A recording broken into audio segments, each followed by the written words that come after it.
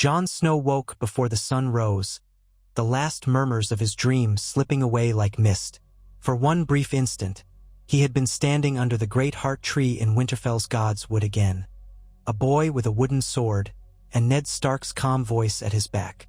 Then awareness crashed down upon him. He was no boy, and he was far from Winterfell. He blinked against the pale light seeping into the makeshift camp. A cluster of outlaws, his uncertain allies, lay about on bedrolls and blankets, their breath rising in faint plumes on the chill air. Pine needles crackled underfoot as Jon stood and shifted his weight to test his healing injuries. He was not fully recovered from the wounds sustained at the Red Wedding and after, but each day brought him a little more strength. His borrowed leather armor chafed in places where bandages covered his side, and he winced as he stretched. Yet he managed. He had to. There was so much left to do, so many battles yet to fight. His breath hitched when he remembered the vision, or perhaps it had been no vision at all, of Ghost the day before, perched high on a ridge. The white direwolf had howled, a long and plaintive cry, before disappearing. Jon had nearly called out, nearly scrambled after him, but the outlaws traveling with him had still been half asleep, and by the time he roused them, Ghost was gone. Even so, hope had thrilled through Jon's veins. Ghost was alive. The knowledge gladdened Jon more than any meager victories of the last weeks. Since fleeing Lady Stoneheart's band to seek a path of his own, he had been weighed down by regret. He had taken life in the name of vengeance, followed the orders of a vengeful specter who wore his mother's face. Such bloody work had never come naturally to him, and the memory sat uneasily in his conscience. But discovering that Ghost still roamed, that the direwolf had sought him out even for a moment, reminded Jon of who he truly was beneath the fury and heartbreak. He was a Stark in all but name, tied to the old gods, tied to the north, and Ghost was part of that bond. He had to find the wolf. Perhaps Ghost was searching for him even now. With Ghost at his side, he would feel more himself, more whole, and less consumed by the darkness this war had sown in his soul. Footsteps crunched softly behind him. He turned to see Qhorin, a lanky outlaw with a patchy beard, approach. Qhorin was one of 3 outlaws who had volunteered to follow Jon away from Lady Stoneheart's vengeance campaign. He carried a battered spear, and his face bore fresh scrapes from a skirmish with brigands 2 days prior. "You're awake early," Qhorin said, voice low to avoid disturbing the sleepers. Jon nodded. "I couldn't sleep." Qhorin eyed him, then tipped his head toward the valley below. "I scouted a bit before dawn. Road's empty so far. We'll have another day of quiet travel if the gods are kind." The gods, Jon thought grimly, have not been kind to the Starks in a long while. He only offered a curt nod and followed Qhorin back to the smoldering embers of their campfire. Another outlaw, a woman named Lya, was already up, poking at the coals. She'd lost her father to a fry raid, or so she had told Jon, and had joined Lady Stoneheart's group for revenge. Now she followed Jon, perhaps out of a sense that his aims might be more than endless butchery, or perhaps because she believed he might lead her to something bigger, something that could tear down the men who had devastated the Riverlands. "Breakfast?" Lya said in greeting, handing Jon a strip of salted fish. He accepted with thanks, biting off a piece. His stomach clenched at the briny taste, but it was nourishment enough. His group had only scraps left, and winter would be upon them soon enough, though the official turn of the season was still uncertain. Everywhere felt colder these days. The 3rd outlaw, Hal, a short barrel-chested man, was still asleep. He had volunteered to keep second watch during the night and had only just drifted off. Jon decided to let him rest a while longer. As he chewed the salted fish, he mulled over the day's plan. "Once Hal's up, we'll ride," Jon said softly, careful not to wake the others camped further off. "We'll aim for that pass eastward. If we push, we can reach the high valley by nightfall." Qhorin nodded. "Think the wolf might be up there?" Jon sighed. "I don't know, but it's where I saw him last. Ghost rarely strays too far if he's hunting for me." The notion of Ghost actively tracking him was both comforting and haunting. He'd known since the day they'd found the direwolf pups in the snow outside Winterfell that a strange link existed between them. He had never put much stock in tales of skin changers, at least not until he joined the Night's Watch recruits and heard stories from beyond the wall. The bond between a Stark and their direwolf was deeper than the bond between an ordinary man and hound. Sometimes he dreamed ghosts' dreams, fleeting images of running on four paws, the thrill of the hunt, the tang of blood on the tongue. Now, with their war-torn separation, he feared that bond might fade. Seeing Ghost again, even if only briefly, had reawakened those feelings. Breakfast finished, Jon busied himself checking his mare's tack, then cleaning his sword. The blade was not his beloved Longclaw. That Valyrian steel had been left behind at Winterfell or lost in the swirling events that had stolen him away from the wall.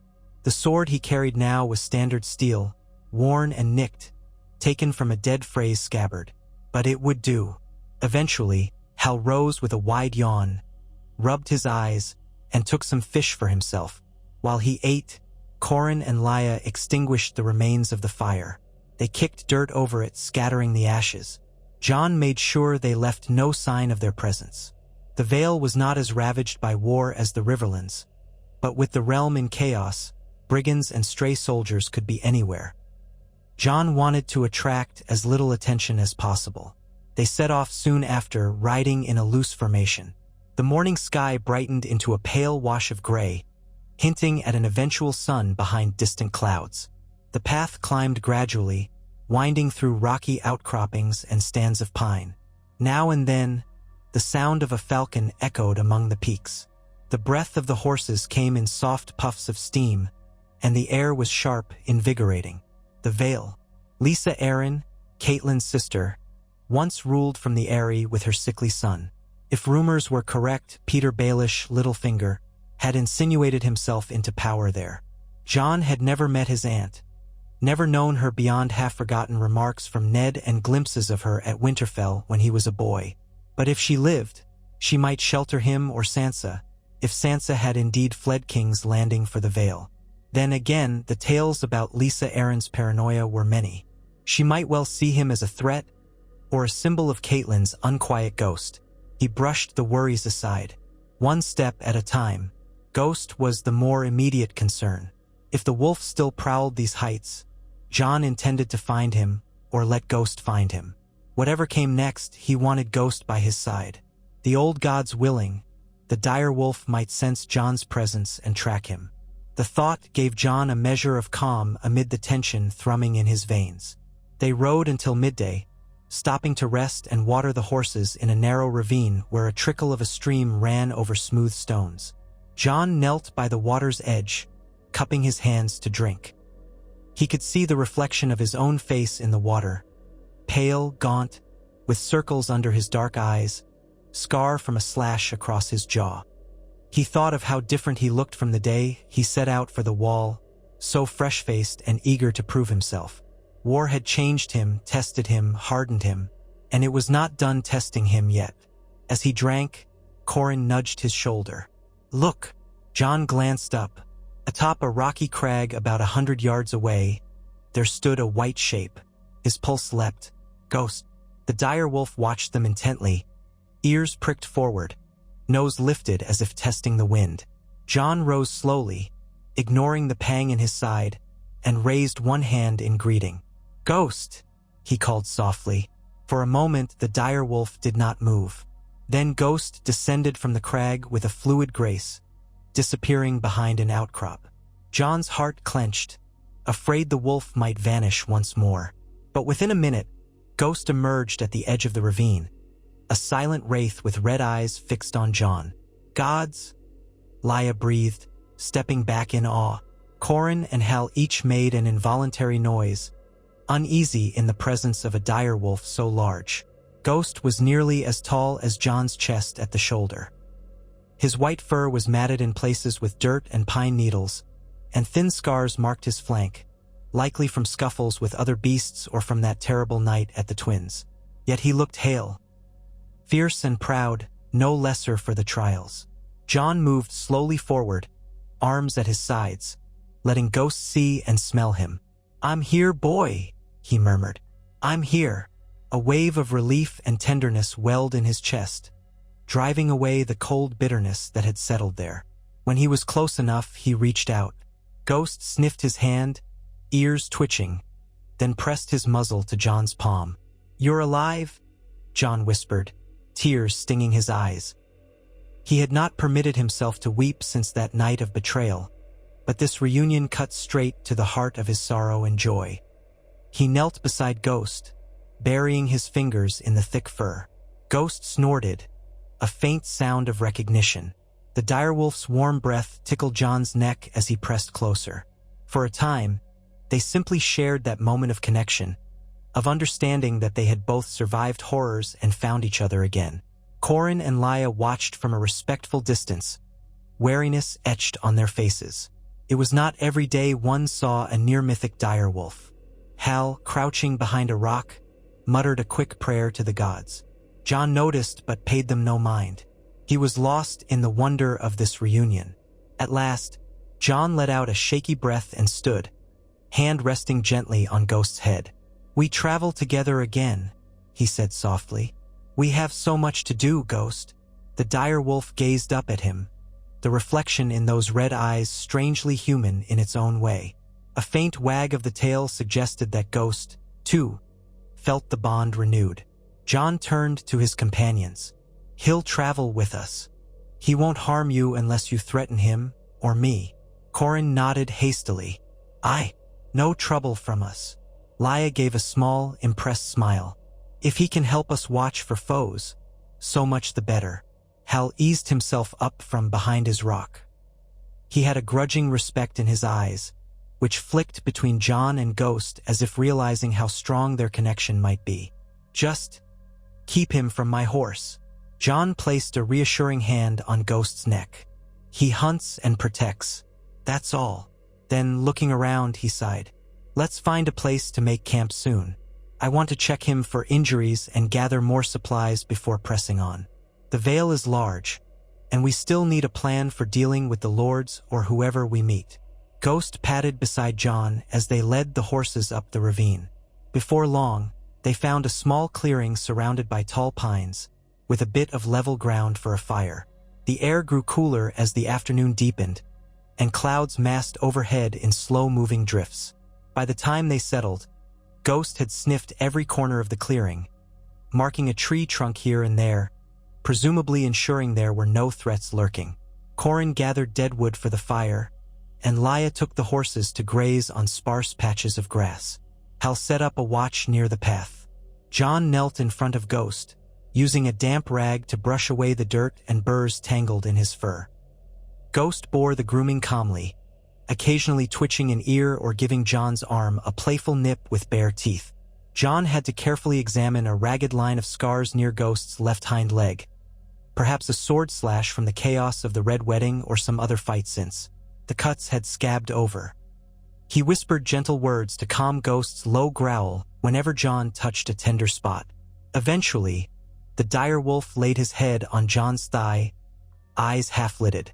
For an instant, Jon's mind drifted back to another time, another place. Ghost as a pup in Winterfell's courtyard, always the quiet one, always at Jon's side. The memory brought a bittersweet pang. Felt like a different life altogether. So much had changed. Innocence was drowned beneath a tide of betrayal, yet Ghost remained. Perhaps that was sign enough that not everything was lost. As dusk approached, they lit a small fire and shared what little food they had. More salted fish, dried beans softened in water, and a few stale biscuits. Ghost did not join their meal, slinking off into the gathering dark to hunt. Jon glimpsed the direwolf's silhouette weaving among the pines, silent as a ghost indeed. He expected Ghost would return well-fed before midnight. "So," Hal said, gnawing on a biscuit, "what do we do if we find Lady Lisa doesn't want you in the Vale?" "We'll try to keep to the peripheries first," Jon replied. "I want to confirm if Sansa might be here. We've heard rumors she fled King's Landing after Joffrey's death. The Vale is the most likely place for her to seek refuge, though there are other possibilities." Qhorin kicked at the fire. "What if she's not here? Or what if your aunt has you turned away at the Bloody Gate?" Jon shrugged. "We'll decide as we must." If the Vale proves too hostile, we'll slip away and head elsewhere. But I have to try. Sansa might be in need of help, or she might have found safety with Aunt Lisa. Either way, I won't turn back without at least knowing her fate." Hal grunted. "Seems risky. We'll be few, and from all I've heard, the Vale Lords are suspicious of any outsiders, especially in these uncertain times." Jon understood their hesitation. "I won't force you to come inside the Eeyrie with me, if it comes to that. You're free to wait at a safe distance or part ways if you see no reason to continue. I'm grateful you followed me this far." Qhorin and Lya exchanged looks. Lya spoke first. "We've come too far to turn back now. Besides, the Riverlands are crawling with Freys and worse. If we can't find a place in the Vale, maybe we can cross the mountains to the coast and find a ship." Hal muttered something unintelligible. He was the most reluctant of them, but he hadn't balked yet. Likely he was waiting to see if there was profit in it. The spoils from plundering Frey caravans had been meager, but more than he'd had as a half-starved small folk outrunning the war. Jon gazed into the fire. "We'll see what the morrow brings." Night settled in. Eventually, Ghost returned, muzzle dark with fresh blood from some unlucky hair. He curled up beside Jon's bedroll, watchful, tail wrapped around his hind legs like a sentinel. Jon gave him a light scratch between the ears before lying down to rest. He drifted into sleep more peacefully than he had in moons, warmed by the direwolf's steady presence and the soft hush of the pines. His dreams were quiet for once. They started out early the next morning, climbing a narrow zigzagging trail that snaked up the side of a rugged slope. Ghost took point, occasionally pausing to sniff the air or peer at the path ahead. Jon rode behind, scanning the ridges and crags, mindful of any watchers. The Vale's mountainous terrain offered countless places for an ambush. As they climbed higher, the wind grew sharper, biting at exposed skin. Snow dappled the high peaks, though the lower slopes were still clear.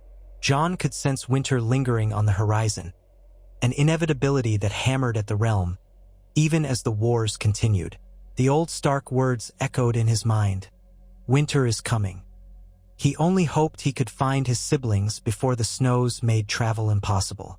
By midday, they neared an outcropping that overlooked a winding valley below. Hal asked for a short rest. Jon agreed.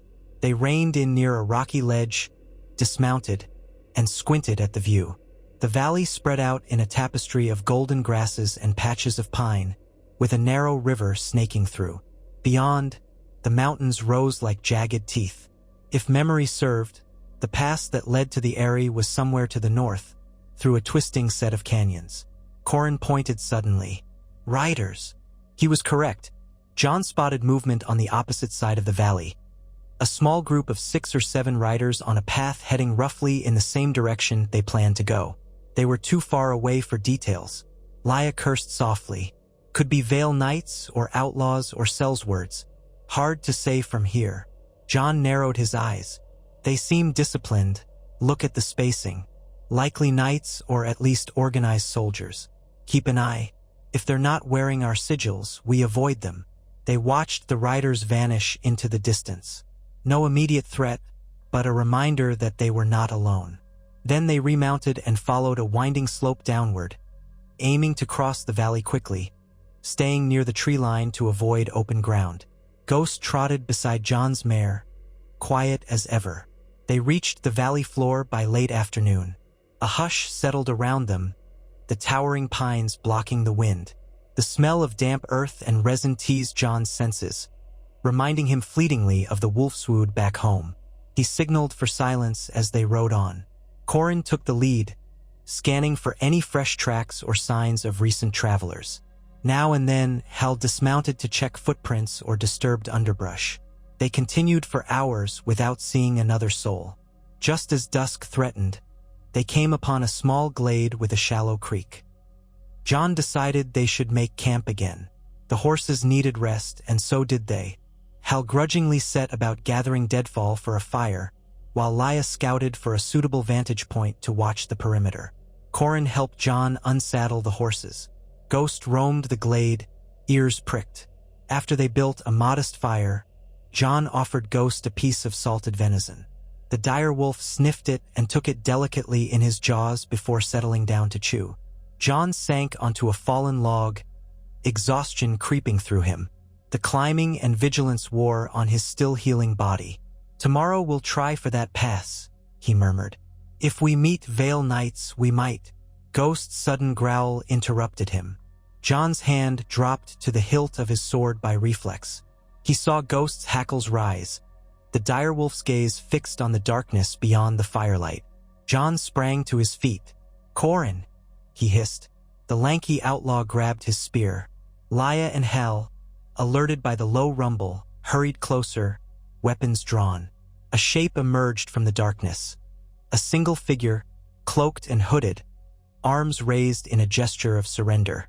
The hood cast the person's face in shadow, but from the slender build and height, it looked to be a woman. She called out, voice trembling, "Don't attack! Please! I mean you no harm."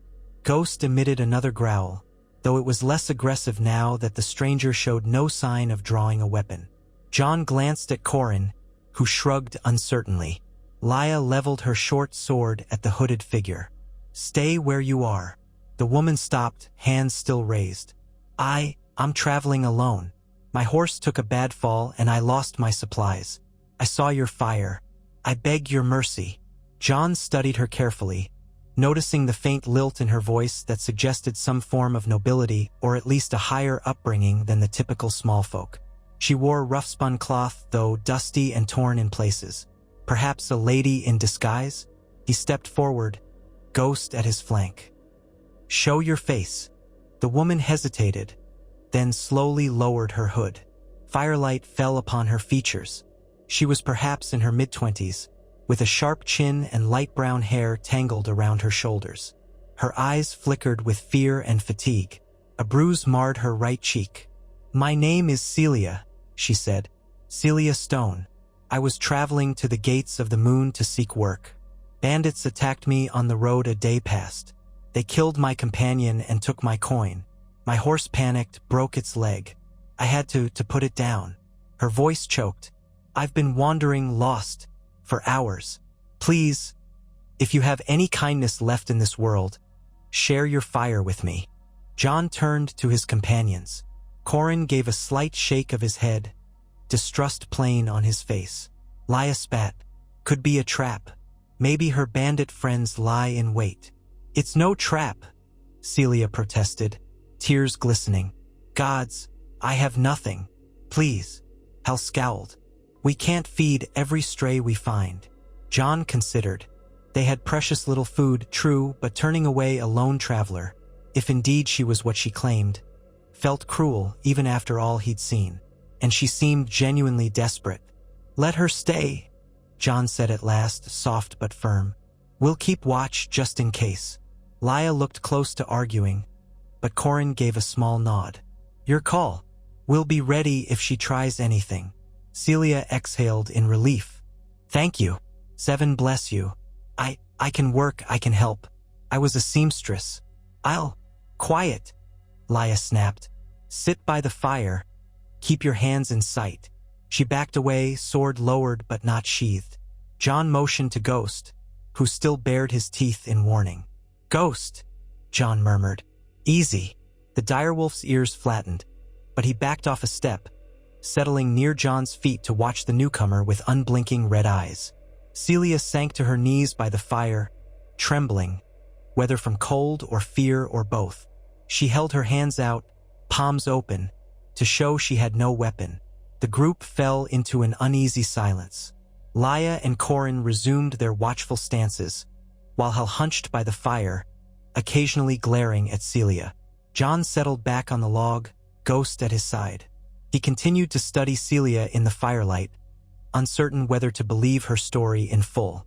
But for now, she seemed no threat. Eventually, Lya tossed Celia a small scrap of bread. The woman ate hungrily, murmuring thanks between bites. Jon offered her a half cup of water from his own skin. She drank, tears sliding down her cheeks. Then she stared at the dancing flames, eyes distant. "You said you were heading for the gates of the moon," Jon said quietly, referencing the castle that guarded the base of the path up to the Eeyrie. Why?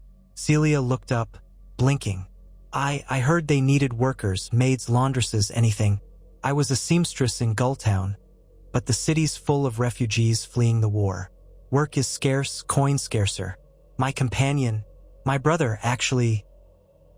He'd heard the Vale was untouched by war, that the lords might need extra hands. He wanted to join the guards, said I could do sewing or laundry at the castle. But the bandits found us first. Her voice cracked with emotion. We never even got close. John exchanged a glance with Laya. The story felt plausible enough. Gulltown was a major port in the Vale, though the flow of war refugees often created desperate situations. Celia's trembling seemed genuine, and the bruise on her face was turning purple, consistent with a scuffle or attack. Still, caution was wise. It's dangerous traveling alone, John said. Better to have a guard. Celia scoffed bitterly. That's what my brother always said. No one spoke after that. The mood was grim. Eventually, Corin resumed his post on the edge of the camp. Laya sheathed her sword but moved to the opposite side of the fire, never letting Celia out of her line of sight. Hal rummaged in his saddlebag, then curled up to sleep near his horse, ignoring everyone. Ghost sniffed the air around Celia, let out a quiet huff, then padded after Corin, perhaps to join the perimeter watch. John listened for any unusual sounds beyond the crackle of flames, but the night was still. When it came time to arrange their watch rotation, John agreed to take the first shift. Celia remained by the fire, dozing fitfully with her back against a tree trunk. Laya and Hal lay down. Corin joined John, silently scanning the darkness beyond the faint ring of firelight. Ghost roamed out of sight, presumably patrolling on silent paws. She could be telling the truth, Corin murmured, once he was sure Celia was out of earshot. Or not. John nodded. We'll be careful, but I can't see gain in a trap set by one woman. She'd need accomplices, and we saw no sign of them. He paused, tapping the hilt of his sword. If she tries anything, Ghost will scent it first. Corin grunted agreement. They lapsed into watchful silence. The minutes dragged. John's eyes stung with tiredness, but he forced them open, alert. War had taught him that danger rarely announced itself. He stared at the line of trees, dark shapes against the lighter sky. A swirl of memory intruded, images of the red wedding, the glint of crossbow bolts under torchlight, the sound of screaming. He pushed it away. That night had already claimed enough of his dreams. At length, midnight arrived, and John shook Laya awake for her turn. Laya yawned mightily and took up her bow, settling into a spot near Corin. John laid out his bedroll close to Ghost's. The dire wolf had returned just moments before, muzzle damp from some foray into the forest. Ghost let John curl an arm over his back as he drifted off to uneasy sleep. Morning broke with a pale sun. They had a small, silent breakfast. Celia stood apart, hugging herself against the cold, until John gestured for her to join them. Hal grumbled something under his breath but offered no overt complaint. They saddled the horses in preparation to depart. "Where will I go?" Celia asked, eyes flicking between the group. "Without a mount or coin, I can't reach the gates of the moon alone. I'll die on the road."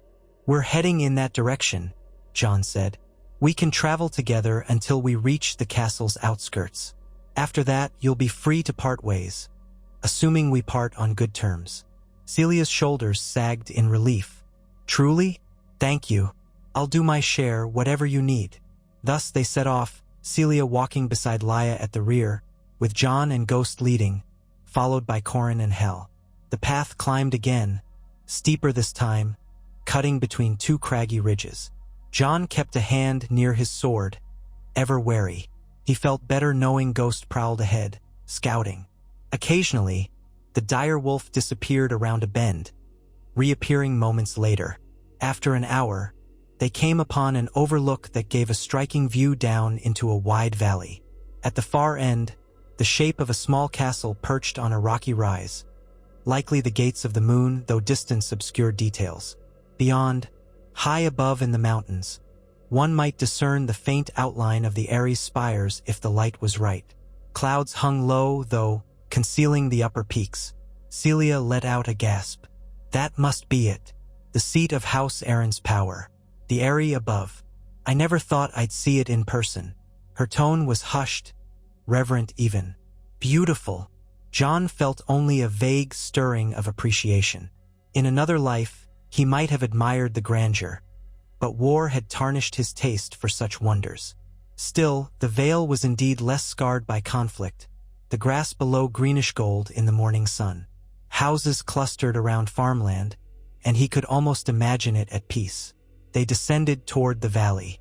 Midway down the winding road, Ghost suddenly halted, letting out a low growl. Jon froze, peering ahead. The path bent sharply around a boulder-strewn slope, which blocked their view. Ghost stood with ears forward, hackles raised. Jon dismounted, motioning for Corin and Hal to do the same. "What is it?" Lia asked. Jon didn't answer, focusing on the slight scraping sound echoing from around the bend. It was the distinct rasp of metal on stone. He signaled the group to hold position, then crept forward, Ghost at his side. Carefully, he peered around the bend. A small campsite lay there, half hidden by an overhang. Several men in mismatched armor sat around a low fire. They looked rough, sellswords or brigands, perhaps. One man was sharpening a sword on a whetstone. Another rummaged through a satchel. A scrawny fellow with a crossbow lounged against a rock, scanning the path lazily. If not for Ghost's keen senses, Jon might have stumbled right into them. He counted 5 men, possibly more unseen.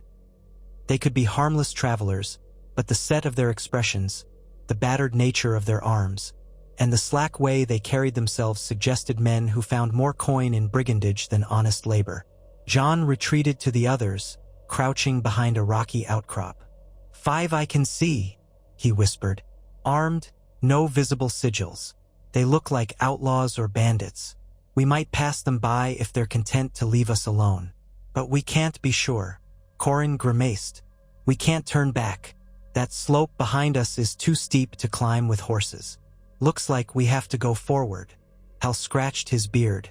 Maybe they're not in the mood for a fight, but if they see us, they might demand a toll or worse. Lia's grip tightened on her sword hilt. I say we handle them first. Strike before they ambush us. Jon considered. Fighting risked injury or death, but trying to slip by might simply invite a crossbow bolt in the back. These men likely had no scruples about killing a small party and taking their horses. And Celia, she was unarmed, aside from a small kitchen knife. She gazed at Jon anxiously. He glanced at Ghost, who stared back as if awaiting instruction. The direwolf could charge in sow terror, but 5 men with weapons were no trifling threat. Jon remembered all too well how precarious life had become. Though he disliked the thought of preemptive violence, the realm was too dangerous for half-measures. All right, Jon said softly. We take them by surprise. Corin, Lia, use your bows if you can. Aim for the crossbowmen first. Hal, you and I will close in. Celia, stay behind cover. The woman swallowed hard, nodding. I understand. They spread out, inching closer under the cover of rocks and sparse brush. Ghost moved to the right, silently circling behind the enemy camp. Jon could hear the men's conversation now. Coarse jokes about a traveler they'd robbed last week. How they might storm some small hamlet soon for more supplies. Jon's blood ran cold at how casually they spoke of victimizing the innocent. He settled behind a jagged boulder, peeking out. The crossbowmen still lounged, half paying attention. 2 of the men had swords. One had an axe strapped to his belt, and the last one carried a spear leaning against a rock. Corin gave the slightest nod from a few yards away, stringing his bow. Lia did likewise from another angle. Jon tensed, hand on the hilt of his sword. He wanted to wait for the archers to strike first, hopefully killing or wounding the crossbowman and another man before they could react. Then he and Hal would charge in, with Ghost joining from the flank. A breath, 2 breaths, then Corin loosed an arrow. It hissed past the crossbowman's ear, missing by a hair. The man jerked upright with a shout. Lya's arrow flew a heartbeat later, catching one of the swordsmen in the side. He collapsed with a startled cry. Chaos erupted. The crossbowman scrambled for his weapon, while the man with the whetstone grabbed his sword, cursing. Jon heard Qhorin curse as well, presumably reknocking his bow. Jon bellowed, "Now!" and sprinted forward, sword drawn. Hal let out a roar as he charged a different angle. Ghost streaked from behind the camp, white fur a blur. The crossbowman managed to fire a shot, but it went wide, cracking against the boulders. Then Ghost was upon him, jaws clamping on the man's arm. He shrieked in agony as the dire wolf tore flesh.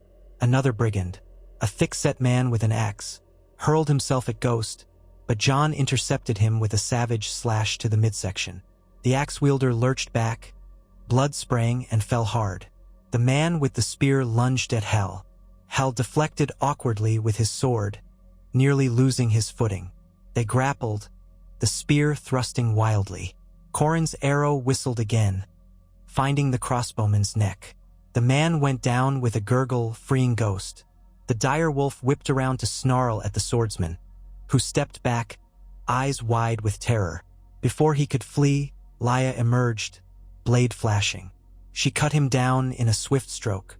The last living brigand was the one with the spear, locked in a deadly dance with Hal. Hal swung an overhead blow, but the spear caught his arm, drawing blood. He roared in anger, kicking the man in the knee. The brigand stumbled, and Hal's sword crashed down on his helm, splitting it. The man dropped, twitching. Within a span of heartbeats, it was over. 5 men lay dead or dying in the dust. Jon stood, chest heaving, sword dripping red. Ghost prowled among the corpses, fangs bared, waiting to see if any stirred. Lya stared at her sword arm, splattered with blood. Qhorin let out a shaky breath, bow clutched tight. Hal spat on the ground, pressing a hand to his bleeding arm. Celia peeked around the boulder, blanching at the carnage. "Gods!" she whispered. Jon exhaled, steeling himself. He felt no joy in the killing, but he recognized it as necessary. Letting these men live could have spelled disaster for them or for other travelers. War had forced him to become an instrument of death too many times, and each time chipped away at something inside him. He knelt by Hal, examining the wound. "Let me see," Hal hissed as Jon peeled back the torn leather. It wasn't too deep, though the spear had cut a wide gash. Jon grabbed a strip of cloth from his pouch. "Lya, fetch water." She nodded and returned with a small water skin. Jon rinsed the wound and bound it tightly, halting the bleeding as best he could. Ghost sniffed the fallen men. Finding no survivors, he padded to Jon's side. Jon ruffled the direwolf's ears gratefully. "Good boy." They cleared the bodies off to one side, stripping them of anything useful. A few spare coins, some half-rotten rations, and better arrows for Qhorin's quiver. One man carried a short sword in decent condition, which Lya claimed. They found a small stash of stolen goods near the campsite. Torn clothing, a pouch of silver, and a few personal trinkets. Likely spoils from travelers these brigands had robbed. Celia stared at them with grim resignation, as if reminded of her own losses. When the aftermath was settled, they moved on. The rest of the day passed in tense quiet. Jon noticed Celia watching him from time to time, her expression a mixture of wariness and gratitude. She must have realized how dangerous he and his companions could be. Yet they had taken her in, and that knowledge likely warred with her fear. By late afternoon, they spotted the outlines of the Gates of the Moon in the near distance, perched near the base of the pass that led to the Eeyrie. A modest fortress with towers flanking a massive gatehouse, it guarded the approach to the higher roads. Smoke rose from its chimneys, and the banners of House Arryn fluttered on the ramparts. A sky-blue field with a white falcon and crescent moon. Guards presumably manned the walls. Jon's heart thumped. If Sansa was here, hidden or under Aunt Lisa's protection, he might finally see her again, one sister at least. But he also felt a surge of apprehension. If Peter Baelish held sway over Lisa, could Jon trust him? He remembered scraps of conversation from Winterfell. Catelyn never trusted Littlefinger fully, though she had once seen him as a friend. War changed alliances faster than a shifting wind. They made camp one final time that night within sight of the castle's lights, though still a safe distance away, sheltered in a copse of pines. Tomorrow they would approach the fortress. Jon planned to see if any gossip among the travelers near the castle could reveal the politics within. If the lords controlling the gates of the moon were openly hostile to strangers, they might need a subtler approach. As they prepared for nightfall, Celia approached Jon with hesitant steps. Ghost, lying at Jon's feet, raised his head but did not growl this time. Celia held her hands clasped, lips parted in uncertainty. "I wanted to say thank you," she said quietly. "For saving me, I suppose. If you hadn't let me join you, those brigands might have found me alone on the road." Jon gave a small nod. "We all do what we must." Celia's gaze dropped, lingering on the scars near Jon's throat. "You've seen more war than any man should, haven't you?" He swallowed. "Yes, I have." She exhaled, as though gathering courage. "I also wanted to ask, why are you going to the gates of the moon? You and your companions, especially you. You look, I don't know, you look like someone who's lost a great deal, but who still carries on." Jon felt a hollow ache in his chest. "I'm searching for family," he said at last. "That's all you need know." She bit her lip, nodding. "I won't pry, but if there is anything I can do to help, I owe you all a debt." He met her gaze, seeing genuine sincerity there. Perhaps she truly was an innocent seamstress, thrust into a dangerous world. "For now, just stay safe," he said. "Tomorrow, if we discover the castle is accepting travelers, you can follow us in. If not, do as you will." His voice turned gentle. "But it might be wise for you to remain with us until you find a better patron. The roads are no kinder here than in the Riverlands." Celia bowed her head. "Thank you." She withdrew, finding a spot near Lya. The two women exchanged a few quiet words, and Lya allowed Celia to sit by her, though not without an air of caution. Jon let out a breath, brushing his fingers through Ghost's fur. Another day done, with new challenges awaiting at dawn. They set off for the castle at sunup, descending a gentle slope to the main road leading to the gates of the moon. A trickle of travelers moved along that route, some peasants with mules, a handful of mounted men who might be local merchants. None seemed openly hostile. Jon's group rode in a line, with Ghost padding along behind, though Jon kept the direwolf near the treeline at times to avoid alarming passers-by. A few curious glances were thrown their way, but no one halted them. The presence of a large white wolf obviously drew notice, yet no one mustered the courage to confront them. The road soon widened, giving a clear view of the fortress's stone gatehouse and the steep, winding path leading up into the mountains beyond. Jon spied banners and guards at the gate, wearing Arryn colors and armor. The fortress had an air of calm, not a martial state of siege, though the men on the walls were alert. Before they reached the gate, they found a small market area. Stalls set up by local farmers or traveling merchants, selling produce, cloth, and trinkets. A cluster of inns and alehouses lined the road, likely serving travelers bound for the Eeyrie. Jon stopped the group there, tethering the horses by a modest inn that looked well-kept. Painted above the door was a sign in the shape of a crescent moon. "We'll gather information first," Jon said, tying his mare to a hitching post. Ghost sat on his haunches, tail curled around his paws, panting quietly. "I want to know who rules here, how they treat newcomers. If there are rumors about Lady Lisa, or my sister." "Agreed," Corrin said, scanning the area. "There's bound to be talk in the common room." Hal grimaced. "Just watch your coin purse. These places breed pickpockets." Celia stood nearby, eyes darting about. "May I come with you inside? Or should I wait out here?" Jon considered. "Come. You might glean if there's any official work available for a seamstress. That is your stated reason for being here, after all." He turned to Ghost, placing a hand on the direwolf's head. "Easy, boy. I can't take you inside, you'll alarm the patrons. Stay close. Go if you sense trouble." Ghost tilted his head, as though weighing Jon's words, then rose and padded around the side of the inn, presumably to find shade. Several passers-by gawked at him, but the direwolf paid them no heed. Jon, Celia, Corin, Lia, and Hal entered the inn. The common room was relatively busy. Farmers breaking their fast, a few merchants sipping ale. A stout innkeeper behind the bar gave them a measured look, noting their worn gear and weapons. Jon approached, forcing a neutral smile. "Ale, if you have it," he said, placing a few coins on the counter. "And some bread and cheese." The innkeeper nodded, gathering the coins. "Aye, take a seat." They found a table at the edge of the room, placing themselves so Jon could watch the entrance. Lia sat with her back to the wall, scanning the crowd. Corin and Hal took their seats, weapons belted but within easy reach. Celia perched on a stool, trying not to draw attention.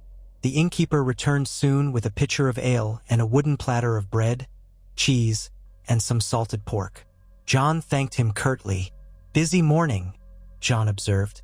"Is it always like this?" The innkeeper shrugged. "Folk coming and going. Ever since Lord Baelish took charge, there's been more movement in and out of the Eeyrie. Word is Lady Lisa's in mourning for her late husband, but she's remarried. Baelish is her new lord husband. Odd times." Celia feigned surprise. "Truly? So soon after Lord Aaron's passing?" "Aye, well, rumor has it the wedding was hush-hush, but it's done. Peter Baelish is Lord Protector of the Vale, or so they say." Jon's pulse quickened at the mention of Peter Baelish. Married to Lisa controlling the Vale, the entire arrangement felt precarious. He kept his tone casual. "How does that bode for travelers?" "The road's safe." The innkeeper scratched his chin. "Safer than the rest of Westeros, by all accounts. The Vale wasn't touched by the worst of the war, and Lord Baelish's men keep the pass near the Eeyrie fairly well guarded. But I'd watch for outlaws anyway. Some clans from the Mountains of the Moon still raid travelers." Jon nodded, storing the information. "We might seek passage to the Eeyrie ourselves. I have family who might be with Lady Lisa. Any difficulty gaining an audience?" The innkeeper gave him a sidelong look. "An audience? Depends on who you are. The Vale lords watch that pass, and they won't let just anyone ascend.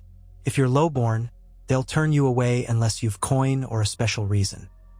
If you've some noble blood, maybe you can bribe your way up." Lia snorted. "What if we're from a distant part of the realm?" The man shrugged again. "Long as you show no threat, they might let you pass. Though I hear Lord Baelish can be suspicious. He only trusts a select few. But who knows? Bring a letter of introduction or claim kinship. They might let you try. Just mind your manners." Jon thanked him and let the man return to his duties. He turned to his companions, speaking in a low voice. "So Baelish is effectively in charge. If he's wed my aunt, he might have Sansa in his custody as well. Peter Baelish was close to my mother's family, the Tullis, and once to my father. He's cunning. We have to tread carefully." Corin tore off a chunk of bread. "Are you sure your sister's here?" "No, not sure," Jon admitted. "But there's a chance." Celia hesitated. "If Lord Baelish is suspicious, how will you approach him?" Jon flexed his jaw. "I can claim I'm Ned Stark's son. That might shock him enough to let me in. He knew me once, if only in passing. But proclaiming my identity is risky. The Lannisters would pay a handsome sum to see me dead, and Baelish might see opportunity in that. Or he might demand concessions." Hal grunted. "He might just have you seized and sent to King's Landing for gold." Jon exhaled. "Yes, that's the risk. I need a better approach, some guarantee of safety. Maybe if I can slip in quietly and speak with Aunt Lisa or my sister first, if she's truly there." He rubbed his temple. "Perhaps we should gather more rumor, see if Sansa's name is mentioned. We'll linger a day or so. Celia, if you want to ask around about seamstress work, do so carefully. Lia, Corin, and Hal, keep your ears open." They agreed to that plan. The rest of the day passed in that shadowy dance of half-truths and quiet inquiries. They rented 2 small rooms at the inn, one for Celia and Lia, one for the men, and took turns wandering the market, visiting stalls, chatting idly with travelers. Ghost remained outside the village perimeter, hunting or resting in a thicket. Jon joined him occasionally to ensure the direwolf's well-being. For more than a few local peasants gawked nervously whenever Ghost appeared. Near dusk, Jon gleaned a crucial tidbit from a peddler who'd just come down from the gates of the moon. "Lord Baelish came down to the fortress a few days ago," the peddler said. "Accompanied by a red-haired girl, shy thing all wrapped in a cloak. Called herself Elaine Stone, or so folks whispered. Rumor claims she's Baelish's natural daughter. But some folks say it's Lady Sansa Stark in disguise. Hard to know truth in these parts." Jon felt his heart skip. Sansa, hidden under a new name, Elaine Stone. It sounded exactly like the subtle ploys Baelish might use. There'd been rumors even in King's Landing that Sansa was enthralled to him, betrothed or some nonsense. Could it be? He pressed the peddler for details, but the man only shrugged. "I saw her from a distance, that's all. Baelish took her up to the Eeyrie. Heard the Vale lords bickered about it. But he has Lady Lisa's favor, so who can stop him?" Jon nodded absently, mind whirling. Sansa was here, or so it seemed, right under Baelish's thumb. The question was, how to reach her? Storming the Eeyrie by force was impossible with only a handful of companions. Sneaking in, the pass was heavily guarded. Persuading Baelish to let him ascend? Fraught with danger, but he had to try. He hurried to share this news with his companions. Lia blew out a breath, brow knitted. "So your sister is disguised as Baelish's daughter? That's twisted." "Yes," Jon replied, gloom heavy in his voice. "But it makes sense for her protection. If the Lannisters discovered she was here, they'd demand her return. Or worse, Baelish has his own reasons, likely using her claim to Winterfell or her title to manipulate the lords. He's always had a knack for playing all sides." "What's your plan?" Hal asked warily. "I'll approach the gate tomorrow," Jon said, "telling them I'm a distant cousin or a petitioner. If they rebuff me, I'll reveal my identity. They might still reject me, but it's the best chance to see Sansa. I won't let her remain alone in that viper's nest." Celia frowned. "What about Lady Lisa? Doesn't she help her niece?" Jon set his jaw. "I'm not sure. Aunt Lisa is said to be unstable, especially in her grief and after Lord Aaron's death. Baelish might hold power over her. But if Sansa is there, maybe Lisa can be convinced to intervene." He gave a weary shrug. "I'll take it one step at a time. For now, I need to rest. We face a difficult morning." Night fell. Jon found he could hardly sleep despite exhaustion. Thoughts of Sansa whirled in his head, warring with memories of Arya's disappearance, Robb's murder, and all the tragedies that had befallen House Stark. Ghost, curled by the door, occasionally looked up, as if sensing Jon's restlessness. Jon longed to pace the corridor, but that risked drawing attention from the inn's other patrons. Instead, he lay in the darkness, breathing slowly, trying to calm himself. He repeated the vow he had made, that he would not abandon his family, that he would tear through anything, stone walls or cunning lords, to reclaim them. Eventually, he slipped into a ragged doze. When dawn came, they ate a quick meal of oatcakes and dried fruit, packing up their scant belongings. Corran paid the innkeeper for their lodging. Jon whistled softly for Ghost, who emerged from behind a stable, trotting forward to greet him. The direwolf's muzzle was damp, presumably from an early morning drink at the stream. "Stay close," Jon murmured, stroking Ghost's head. Then, to his companions, "Let's go." They rode the short distance to the fortress gates, the main thoroughfare busy with merchants lined up for inspection. Guards in Aaron livery stepped forward, checking each wagon's contents, occasionally waving some through or turning others away. The fortress loomed overhead, banners fluttering in the crisp morning breeze. Jon dismounted, approaching a guardsman with confident steps. Corran, Lia, Hal, and Celia followed. Ghost padded behind them at a small distance, earning startled looks from other travelers. The guard eyed Jon warily. "State your business." "I've come to petition Lady Lisa Arryn," Jon said in a calm, firm voice. "I have kin within the Eeyrie. I wish to speak with her. The guard snorted. Many wish that. Lady Erin doesn't receive just anyone, nor does Lord Baelish. What name do you claim? Jon inhaled, ready to test a half-truth first. I am Jon Stone, he said, picking the bastard surname for the Vale. My mother was of House Tully's blood. I believe I have cause to speak with Lady Lisa.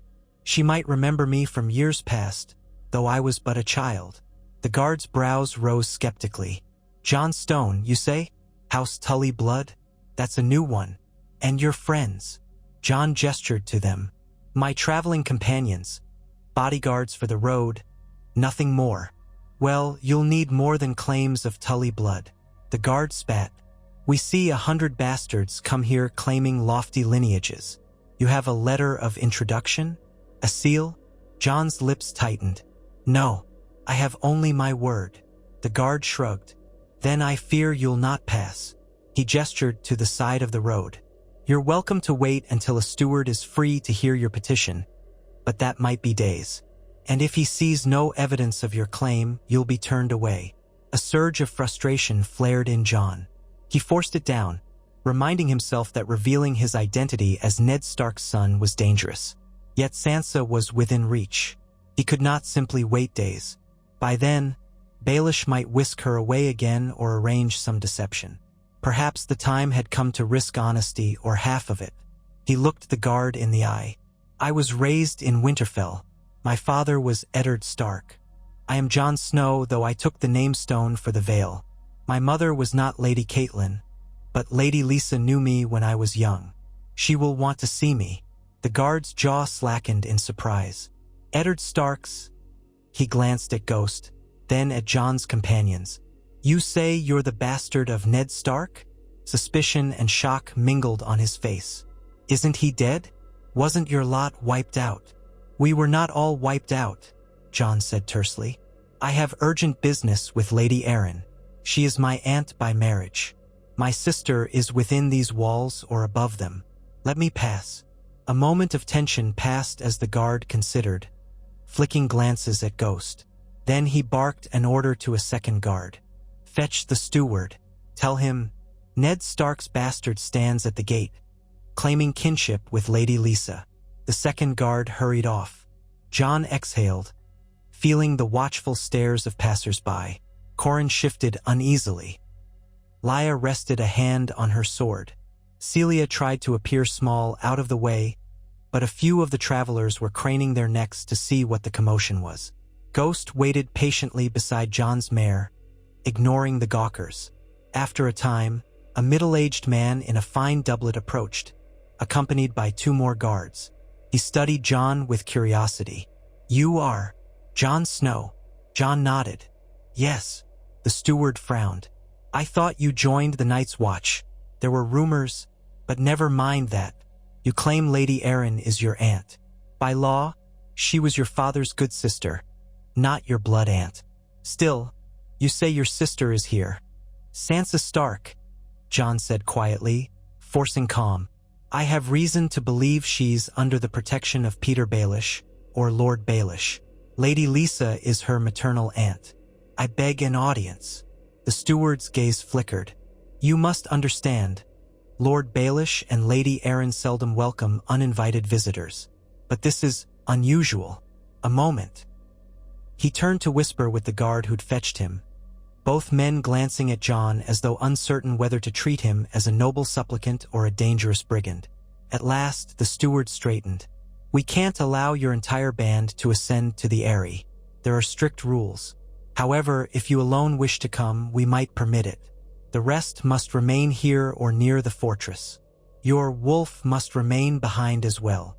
Jon stiffened. The thought of leaving Ghost behind so soon after reuniting cut him deeply, but he could guess that the Eyrie's guardians would never allow a monstrous direwolf inside, and bringing Qhorin, Lya, and Hal might appear too threatening. This might be his only chance. He glanced at his companions. Qhorin gave a small shrug, meaning this is your call. Lya frowned but nodded in grudging acceptance. Hal looked relieved, perhaps preferring not to venture into a nest of lords. Celia stood uncertainly, though she had no stake in ascending. She must have realized that this was beyond her now. Jon turned back to the steward. "Very well. I'll come alone. My companions will wait here. I ask only that they not be harassed." "They'll be subject to the usual rules," the steward said primly. "No drawing steel within the fortress. No disturbing the peace. They may lodge in the outer ward or the nearby inn if they pay. As for you, I'll arrange an escort. You'll travel up the mountain path and stay the night in the Waycastles, then proceed to the Eeyrie tomorrow." Jon dipped his head in agreement. He then knelt by Ghost, placing both hands on the direwolf's shoulders. "Listen," he murmured. "I have to do this alone.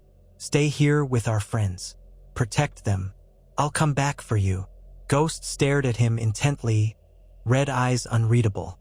Jon's chest tightened. He hoped Ghost understood. The bond between them ran deeper than words. He gently pressed his forehead to Ghost's muzzle, inhaling the wolf's warm, musky scent. "Wait for me," he repeated softly. Ghost let out a low whine, as if protesting, but he did not bare his teeth or snarl. Jon offered a final pat, then rose, blinking back an unmanly sting in his eyes. To leave Ghost again felt like tearing out a piece of his soul. But if this was the price to see Sansa, he turned to Corin, Lya, Hal, and Celia. "Find lodging in the fortress or near it. Wait at least 3 days. If I don't return by then, do what you must." "We'll wait," Corin said. "You have our word." Celia stepped forward, her face a map of worry. "Good luck, Jon." He managed a small nod, then followed the steward, who summoned for armed men. They regarded Jon warily. One man, presumably an officer, said, "Hand over your weapons. You'll have no need of them on the ascent." Jon hesitated, but he had expected this. Slowly, he unbuckled his sword belt and handed it over. They also took his dagger. The officer studied Jon's battered armor. "You can keep the leathers, but no hidden blades. We'll search you." They did a cursory pat-down, finding nothing else. Satisfied, the officer gestured for Jon to mount a fresh mule from the fortress stable. Apparently, they favored mules on the mountain trail. Jon complied, glancing back one last time at Ghost, who stood with stiff posture, ears flattened. The direwolf's gaze seemed to pierce Jon's heart. Then the gates swung open, and Jon and his escort rode through into the courtyard of the Gates of the Moon. He thought of the vow he had made to his father's memory, to avenge House Stark and safeguard what remained of his siblings. The possibility of reuniting with Sansa thrummed in his blood. Yet the shadow of Petyr Baelish hung over his every step, a cunning spider weaving webs of deceit. And Lady Lysa, he had no idea how she would react to his arrival. This might be a short journey indeed if they decided to imprison or kill him. But if there was even a chance of saving Sansa from Baelish's manipulations, he had to try. He would endure any risk, any indignity. As the group made its way past stone walls and began the steep climb up the mountain path, Jon raised his eyes to the looming peaks ahead. Somewhere high above, the Eeyrie stood perched like an eagle's nest. Winter was coming, and with it unimaginable trials. But if the old gods were just, perhaps House Stark's story would not end in betrayal and ashes. Perhaps a direwolf could yet prowl those icy heights and help restore at least one fragment of the honor that had once shone so brightly from Winterfell. Ghost, far below, gave a lonely howl that echoed up the mountains. Jon closed his eyes a moment, then pressed on, determined. The pack endures, he told himself. And so would he. Jon Snow ascended the mountain in silence, the bracing wind tugging at the edges of his borrowed cloak. He followed the narrow, twisting trail in the company of 4 armed men, each wearing the crescent moon sigil of House Arryn on their doublets. Their breath steamed in the cold air, mingling with the faint wisps of cloud that clung to the lofty peaks. Every so often, Jon glanced behind him, toward the valley far below, where the Gates of the Moon sat like a tiny child's keep. Ghost would be there somewhere, waiting, his red eyes scanning every stranger for a sign of danger to his master. The separation gnawed at Jon's heart, but this had been the only way. He told himself that he had come too far to turn back. Sansa might be within his reach, Sansa, whose life had unraveled in King's Landing, trapped by the Lannisters, then spirited away by Peter Baelish. If the rumors were true, if she truly hid in the Eeyrie under the alias Elaine Stone, then Jon intended to see her face to face and judge for himself whether she was safe. For that, he had to endure the suspicion of these Vale soldiers, the relentless climb up the treacherous mountain pass, and eventually the presence of Peter Baelish himself.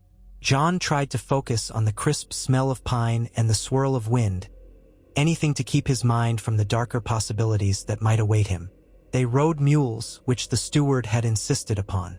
The mountain trail was too steep for regular horses, and the sure-footed beasts plodded along with a stubbornness that outweighed their size. Jon's escort wore short swords or daggers at their hips, leaving their heavier weapons behind for the climb. He alone had been disarmed completely, having surrendered his sword at the fortress gate. He felt the absence keenly, as though missing a part of himself.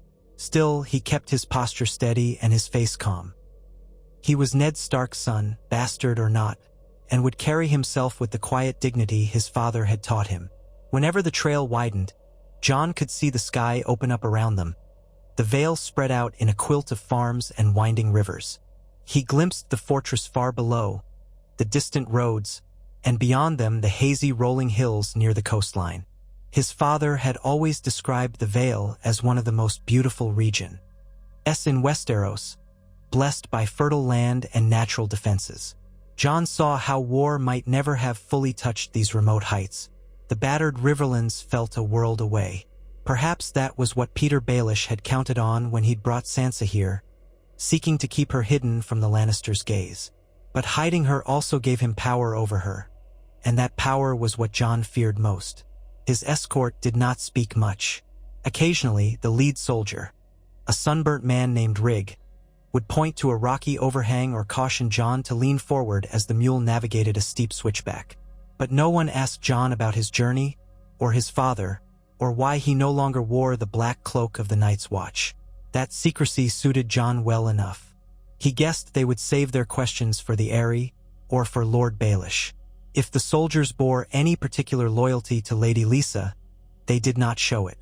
They were professional men-at-arms, used to escorting travelers up to the lofty castle, and they simply did their duty. They reached Stone, the first way castle, by late afternoon. The sky had grown overcast, hinting at a possible dusting of snow. Jon dismounted, wincing at the stiffness in his legs. The path up the mountain was far steeper than it had appeared from below.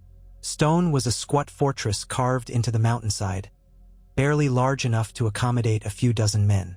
A stone courtyard, no bigger than Winterfell's smallest yard, opened onto a sheer drop. Jon peered over the edge, feeling his stomach dip at the sight of a ravine plunging hundreds of feet below. The caretaker at Stone greeted the escort with a brisk nod and eyed Jon with mild curiosity. He was an older man, perhaps a knight or steward, silver at the temples, wearing thick gloves and a fur-trimmed cloak. He introduced himself as Ser Gannon. His voice carried the echo of these high places, as though all men who dwelled here took on the breathy hush of the mountains. "Welcome," Ser Gannon said. "We've little to offer in comforts, but you'll find a roof and a bed of straw for the night." The lead soldier, Rig, muttered thanks, explaining that they would press onward at first light. Jon took the chance to rest his weary muscles, dropping onto a crude bench near the courtyard wall. He thought of Ghost again. He wondered if the direwolf sensed the distance that now separated them, or if Ghost paced restlessly down by the gates of the moon, waiting for Jon to return. Part of Jon wanted to stand up and turn around, descend the trail, rejoin Ghost, and ride away from all of this. But he banished that thought. He had told his father, lying in the crypts at Winterfell in spirit if not in body, that he would protect his family. Robb was gone, Arya lost, Bran and Rickon rumored to be missing or dead for all he knew, and Sansa. Sansa might be the only one he could actually save. When the soldiers offered a simple meal, hard bread, salted meat, and a thin ale, Jon accepted gratefully. They shared it in a sparse hall inside Stone's walls, the flicker of torchlight lending a dim glow to the unadorned gray stone. Ser Gannon joined them, asking polite questions about the roads below.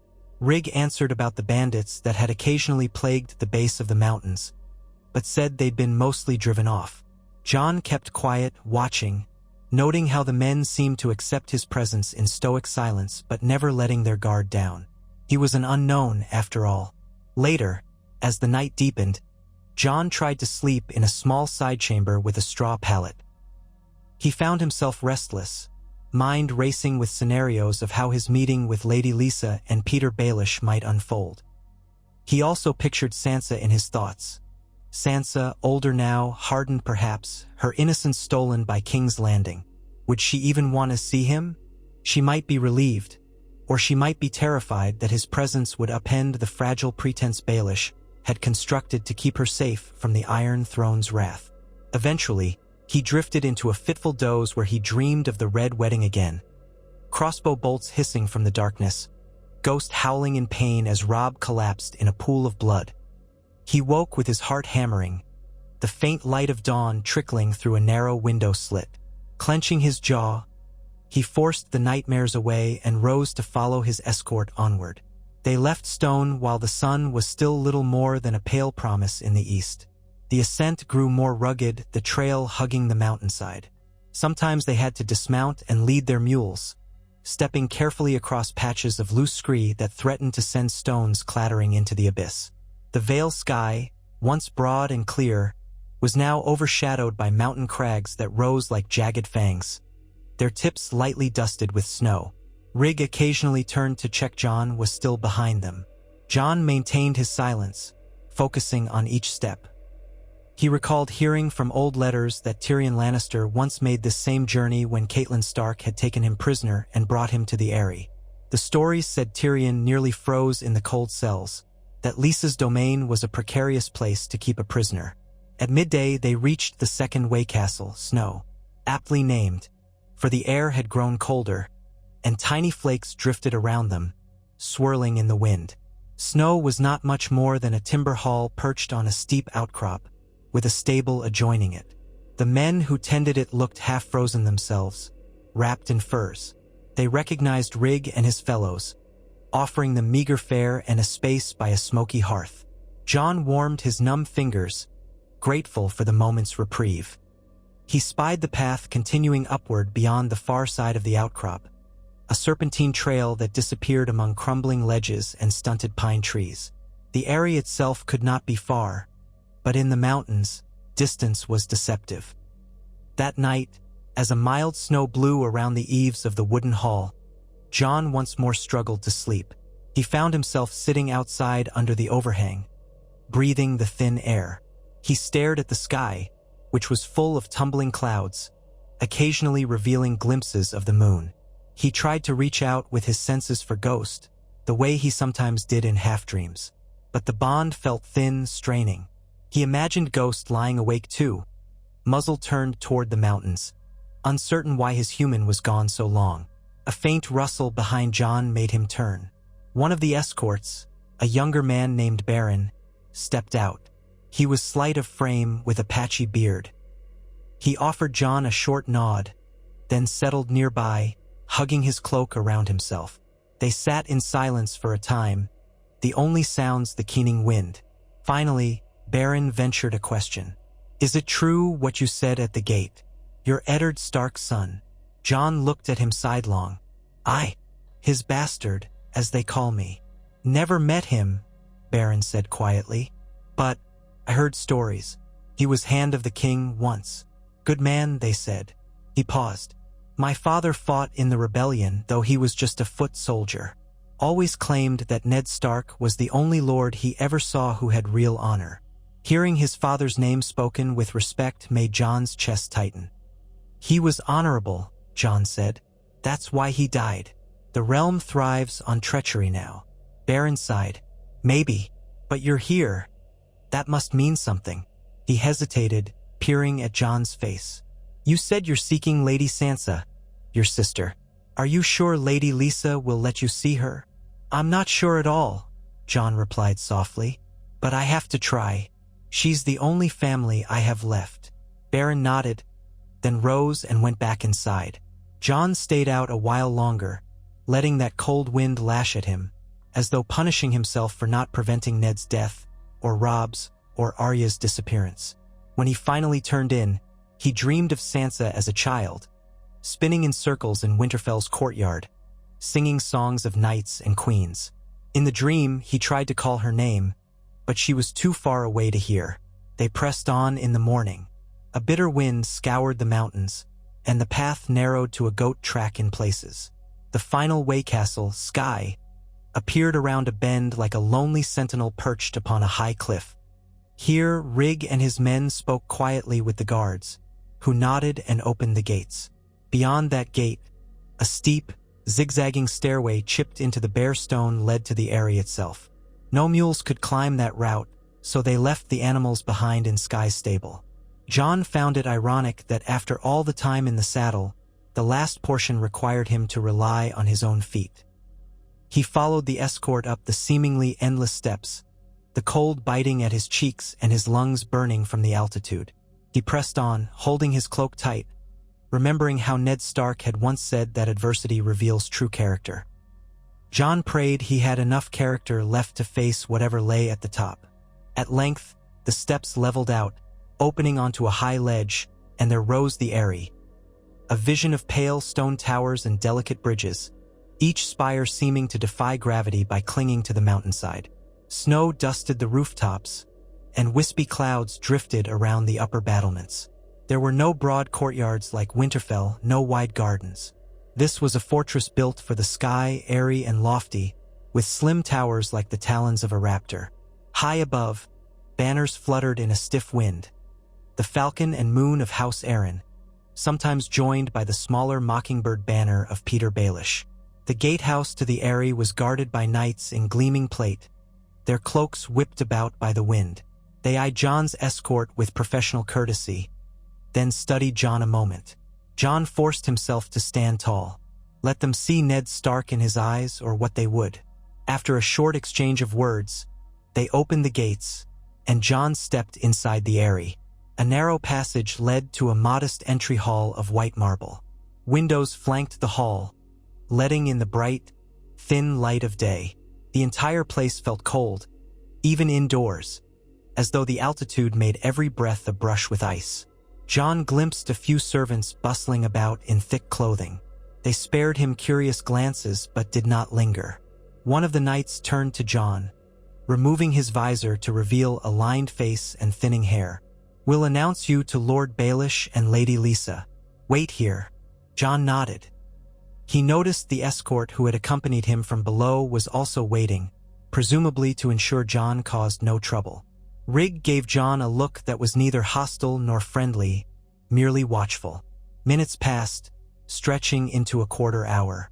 Jon tried to calm his thoughts, but he could not keep the tension from tightening his muscles. He was about to meet Peter Baelish for the first time in years, and possibly Lady Lisa, two people who could decide Sansa's fate and his. At last, a steward appeared. A short, sharp-eyed man with a pointed chin. "Jon Snow," the steward said, as if testing the name on his tongue. "Lord Baelish will see you in the High Hall. Come with me." Jon followed, the escort trailing behind. They ascended a spiral staircase that opened onto a corridor with high windows looking out over precipitous drops. Jon suppressed a shiver, focusing instead on the hush of his footsteps on the polished floor. They passed tapestries depicting falcons in flight, a few weathered suits of armor bearing House Arryn's sigil. The corridor ended in a set of tall double doors. Two guards stood to either side. The steward nodded to them, and they pulled the doors open. The high hall of the Eeyrie was an elegant, almost fragile space. Its ceiling arched gracefully, with large windows set high in the walls to admit the sky's brilliance. At the far end, a dais held two chairs, one more ornate than the other. Jon's gaze lingered on the floor in the center of the hall, which was made of blue-veined marble. There, an opening was covered by a heavy metal grate. He had heard the tales that the Eeyrie had a moon door through which condemned prisoners were thrown to plummet to the rocks below. The memory of Tyrion Lannister's near execution sprang to mind. Jon swallowed. Near the dais stood Peter Baelish, Littlefinger.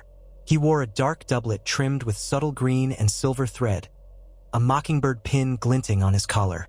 His hair was neatly groomed, streaked with gray at the temples. A small beard outlined his smirking mouth. Lady Lisa Arryn stood beside him. She was not as Jon remembered. Her figure had softened, her hair streaked with white and pinned in a tight coil. The lines of her face were deeper, especially around her mouth, and her eyes carried a certain tension. She wore a cloak of pale blue, clasped with a silver falcon brooch. Jon also noticed a slight tremor in her hands. Behind them, on a cushion in a smaller seat, sat Robin Arryn, Lisa's son, a sickly boy. He had grown a bit older than the child Jon recalled from rumors, but the boy's head lolled occasionally, and he gazed at Jon with a mixture of curiosity and uncertainty. A few knights and ladies stood around the hall, presumably the Vale lords loyal to Lisa or men who served Baelish. Jon kept his face neutral, focusing on the dais. Peter Baelish was the first to break the silence. His voice, soft but carrying a mocking undertone, echoed in the airy chamber. "Jon Snow, I must admit, I never expected to see you here in the Eeyrie. How life loves its little surprises." Jon bowed his head slightly. "Lord Baelish, Lady Lisa." He glanced at the boy. "Lord Robin." Lisa's eyes narrowed. "They told me Ned Stark's bastard had come. I remember you as a sullen boy, trailing after your half-brother. What business brings you to my halls?" Jon drew a breath. He could sense the gazes of the lords and knights boring into him, but he forced himself to remain calm. "I've come seeking my sister, Lady Sansa Stark. I heard she was here under your protection." A flicker of tension rippled through Lisa's face. Peter Baelish smiled, stepping forward. "Sansa Stark? My dear Jon, you must be mistaken. The Lady Sansa is nowhere in the Vale." Jon felt a stab of anger at the lie. He had learned from the peddler below that Sansa was indeed here, disguised as Elaine Stone. But he could not risk openly calling Baelish a liar yet. He glanced at Lisa, whose expression was pinched. Robin Arryn fidgeted with his sleeve, watching the exchange. Jon addressed Lisa directly. "My lady, I mean no disrespect, but I heard from travelers that Sansa left King's Landing with you." "She did not," Lisa snapped, her voice rising to an almost shrill pitch. "She never came. Lord Baelish has been my counselor, and now my husband, but if I had seen my niece, I would surely know it." Baelish laid a hand gently on Lisa's arm, calming her. Then he turned a placid smile to Jon. "You see how rumors spread in these troubled times, Jon Snow. I fear you have climbed a very tall mountain for no reason." Jon's blood chilled at the soft menace in Baelish's tone. He recalled that Peter Baelish had a reputation for twisting truth like a blade. "I would ask permission to remain a short while to confirm for myself. If Sansa is not here, then I'll go quietly." "If she is?" Lisa's eyes flashed. "If she is? Are you questioning me?" "Boy." A hush fell. Jon clenched his fists, forcing himself not to show fear or anger. "My lady, I love my sister. I have lost nearly everyone else I called family. I only need to see her, know she's safe. If the realm or the Lannisters threaten her, I want to protect her. That's all." Baelish tilted his head. "Noble sentiments, to be sure." His voice dripped a feigned sympathy. "But you're known to have forsaken your vows to the Night's Watch. Some might call you Oathbreaker. Some might say the Lannisters or the Freys have a keen interest in your fate. Indeed, you have quite a target on your head." His lips curled in a faint smile. "Why should Lady Lisa let you remain here, endangering her good name? Are you not, in some sense, a fugitive?" Jon exhaled, measuring his words. "I was never sworn. I left before taking the Black. And yes, the Lannisters would see me imprisoned or worse. But they've done the same to my father, my brother, and my sisters. I won't let that stop me from trying to save my kin." Peter Baelish exchanged a look with Lisa. The lady's mouth twisted as though tasting something bitter. Then she snapped at Jon. "We are loyal to the crown. I can't risk the wrath of King Tommen or his mother by harboring a Stark with a questionable claim. You do realize that is the position you put me in? The Vale might be drawn into war if the Lannisters see you here." Jon did not miss the hypocrisy. If Baelish had Sansa in disguise, the Vale was already at risk. But evidently they wanted to conceal that from the Vale's lesser lords as well, maybe from the knights looking on at this very moment. They had to keep up the pretense that no Stark resided here. So outwardly they had to reject him. He mustered a calm retort. "Lady Lisa, your sister was my father's wife. Sansa is your blood. Do you truly think the Lannisters would care for her well-being? They killed Ned Stark. They forced Sansa to endure King Joffrey's torments. My only aim is to help her, not to incite a war." A murmur spread among a few watchers. Perhaps some recognized the weight of truth in Jon's words. Lisa wavered, her lips trembling, eyes darting to Baelish as if seeking guidance. Baelish raised a placating hand. "Peace, my lady. Jon, you must see how precarious our position is. The Vale remains neutral in these conflicts. Now that we are newlywed, Lady Lisa and I bear the responsibility of protecting the Vale from any external threats. If we were seen to ally openly with a Stark, especially one who has no recognized status at court, might it not bring the Lannisters' wrath?" Jon suppressed the urge to snarl that the Vale was hardly as neutral as Baelish pretended. Instead, he took a different tack. "If the Lannisters discover that you have Sansa hidden here, wouldn't that bring the same wrath? Let me see her or not, either way the risk is the same." That struck a chord. Lisa's hands clenched on the folds of her cloak. Baelish's eyes narrowed, but he recovered quickly, giving a thin smile. "You speak as though you've already concluded Sansa is here, but we've told you she is not. I don't know what travelers you encountered, but they were mistaken." Jon's anger flared. He wanted to shout that he knew the truth, that Sansa was disguised as Elaine Stone, Baelish's so-called natural daughter. But he sensed if he pushed too hard, they might simply have him thrown from the Eeyrie altogether or shoved out the moon door. He forced himself to breathe slowly. Perhaps the direct approach would fail. Maybe a more subtle path was needed, or he had to find Sansa on his own. But time was short. A voice spoke up from the onlookers, an older knight with a graying beard. "My lady, if Ned Stark's son seeks shelter, even as a bastard, does our honor not compel us to give him at least a chance?" House Arryn was always close to House Stark in the days of Robert's rebellion. Jon did not know the man, but he felt gratitude for the attempt. Lisa shot the knight an icy glare. "Our honor compels us to keep the Vale safe," she insisted. "Hosting him threatens us all. And who is to say he doesn't bring enemies in his wake?" Robin Arryn stirred in his seat, blinking at Jon. "Mother, if he's Sansa's brother, maybe we should help him." His voice had the quaver of a boy uncertain of the complexities around him. Lisa turned on her son, face tight. "Hush, Robin. You don't understand the gravity of this."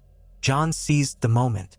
"Robin Arryn, I only wish to help your cousin. She was once close to your mother, I know. My father, your uncle by marriage, valued the friendship between our houses. I ask you, if you have the authority here, to let me stay a short while." Robin looked torn, glancing at Baelish. Baelish's lips curved into that practiced smile. "Lord Robin is still a child, Jon. He relies on Lady Lisa's guidance, as well as mine. Surely you wouldn't place such a burden on him." His tone was syrupy but unmistakably mocking. Then, addressing the boy, he said, "Sweet Robin, do not trouble yourself with these adult matters." Robin frowned, lips trembling. Lisa put a hand on his shoulder. "He's tired. Take him to rest," she ordered a lady-in-waiting. The woman nodded and gently coaxed the boy away from the hall. Robin shot Jon a last uncertain glance, then disappeared through a side door. Baelish clapped his hands softly, a signal that the audience was over. "I'm sorry, Jon," he said, almost purring the words. "I realize you've risked much traveling here, but I fear we cannot accommodate your request. You must depart the Eeyrie as soon as can be arranged, this very day if possible." His eyes gleamed. "I do wish you well in your search for Sansa. Truly, if she were here, we'd do everything to keep her safe. But since she is not, I suggest you look elsewhere." Jon's heart pounded, a mix of fury and desperation. If they forced him to descend the mountain under guard, he would never get a chance to find Sansa. He searched Lisa's face, seeking any hint of compassion, but saw only fear. Fear that the charade Baelish had woven might unravel if Jon probed too deeply. Fear that the Vale's lords might question her decisions if Sansa Stark's presence came to light. Baelish had Lisa wrapped around his little finger, or so it seemed. Jon realized that if he played this incorrectly, they might kill him under the guise of protecting the Vale. One shove through the moon door, yet he did not want to leave. Sansa was close, he was certain. He had no proof, but he felt it in his bones. He had to figure out a next move. "Will you not at least grant me a night's rest?" Jon asked, forcing a respectful tone.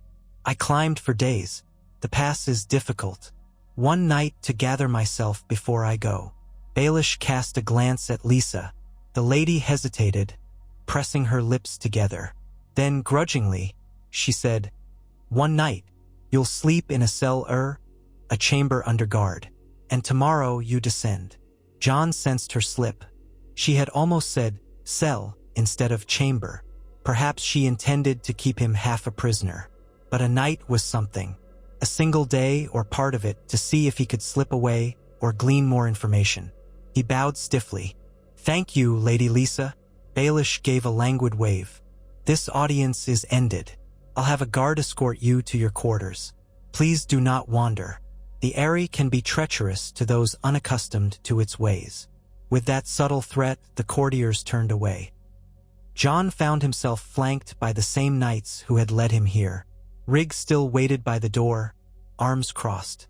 Before they ushered him out, Jon chanced a final look at the dais. Lisa stared at him with an unreadable mixture of anxiety and hostility. Baelish offered a courteous nod, then began speaking quietly to her, perhaps offering reassurances that the matter was handled. Jon swallowed his frustration and let the knights guide him from the high hall. They brought him to a small guest chamber in one of the lesser towers. The room was chilly, a single window looking out on swirling clouds and a dizzying drop. A narrow bed with thin blankets, a chair, a chamber pot. Hardly luxurious, but not the sky cells from which Tyrion Lannister had escaped. At least the window had a sturdy shutter, so Jon might not freeze to death overnight. Rigg shut the door behind them, posted a guard in the corridor, and left. Jon tested the door's handle. Locked from the outside, of course. He tested the shutters, which latched from within. He could open them, but the drop beyond was too sheer for climbing. The tower's stone offered little purchase, and he had no rope. Likely he would plummet to his death if he tried. Cursing under his breath, he paced the small room. He had only the clothes on his back, no weapon. He stared at the window for a long time, the wind howling outside. If Sansa was indeed in the Eeyrie, how would he find her now? Hours crawled past. A servant came by once with a meager meal, a chunk of bread, some cold meat, and watered-down wine. Jon tried questioning the servant, a nervous youth, about the castle's residents. But the lad only muttered that he was told not to speak with the visitor. Then he scurried away.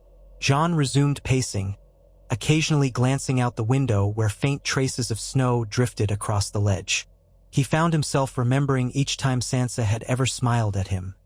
Rare as it was, she had been a girl who loved songs of chivalry and dreamt of a perfect southern court. He thought of how King's Landing must have shattered those dreams. If she was truly here, forced to live under an assumed name, that was further injustice. He clenched his fist around the edge of the shutter, wishing he had Ghost by his side. Ghost would know how to find a path, sense a hidden route, or at the very least guard him from these sycophants. Night fell, the corridor outside silent. Jon tried to rest but found he couldn't. So he lit the stub of a candle on the small table and stared at the flame, letting his thoughts turn to possible escape. Could he bribe the guard? Possibly not, for he had little coin. Could he break down the door? That seemed futile. The door was sturdy, and unarmed as he was, he would stand no chance if the guards rushed in. Perhaps, if he feigned compliance, the Eeyrie might provide an opening. Lisa had said he would be forced to leave in the morning. On the descent, maybe he could slip away from the escort, find a hidden route.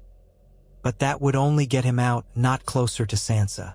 He considered any rumor he'd heard of secret passageways in the Eeyrie. Tyrion Lannister had used the sky cells to escape, but that required Bronn's help. Jon had no friend on the inside. Near midnight, as he dozed fitfully, a soft knock startled him. He jerked awake, blinking in the near darkness. The candle had burned low.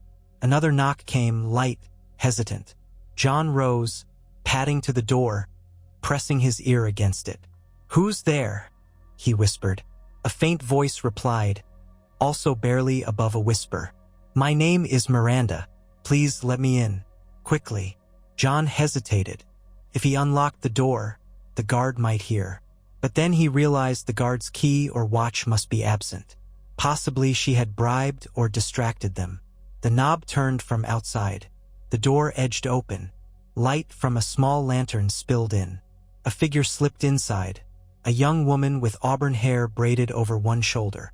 She wore a cloak of deep blue, plain but well-made. She had sharp features, a quickness in her eyes. She closed the door softly, pausing to listen for footsteps. None came. Then she turned to Jon.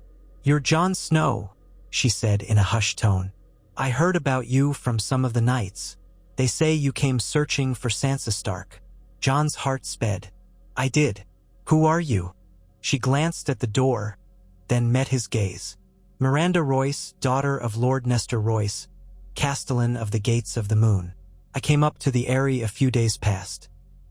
I've befriended Elaine Stone, Lord Baelish's supposed daughter.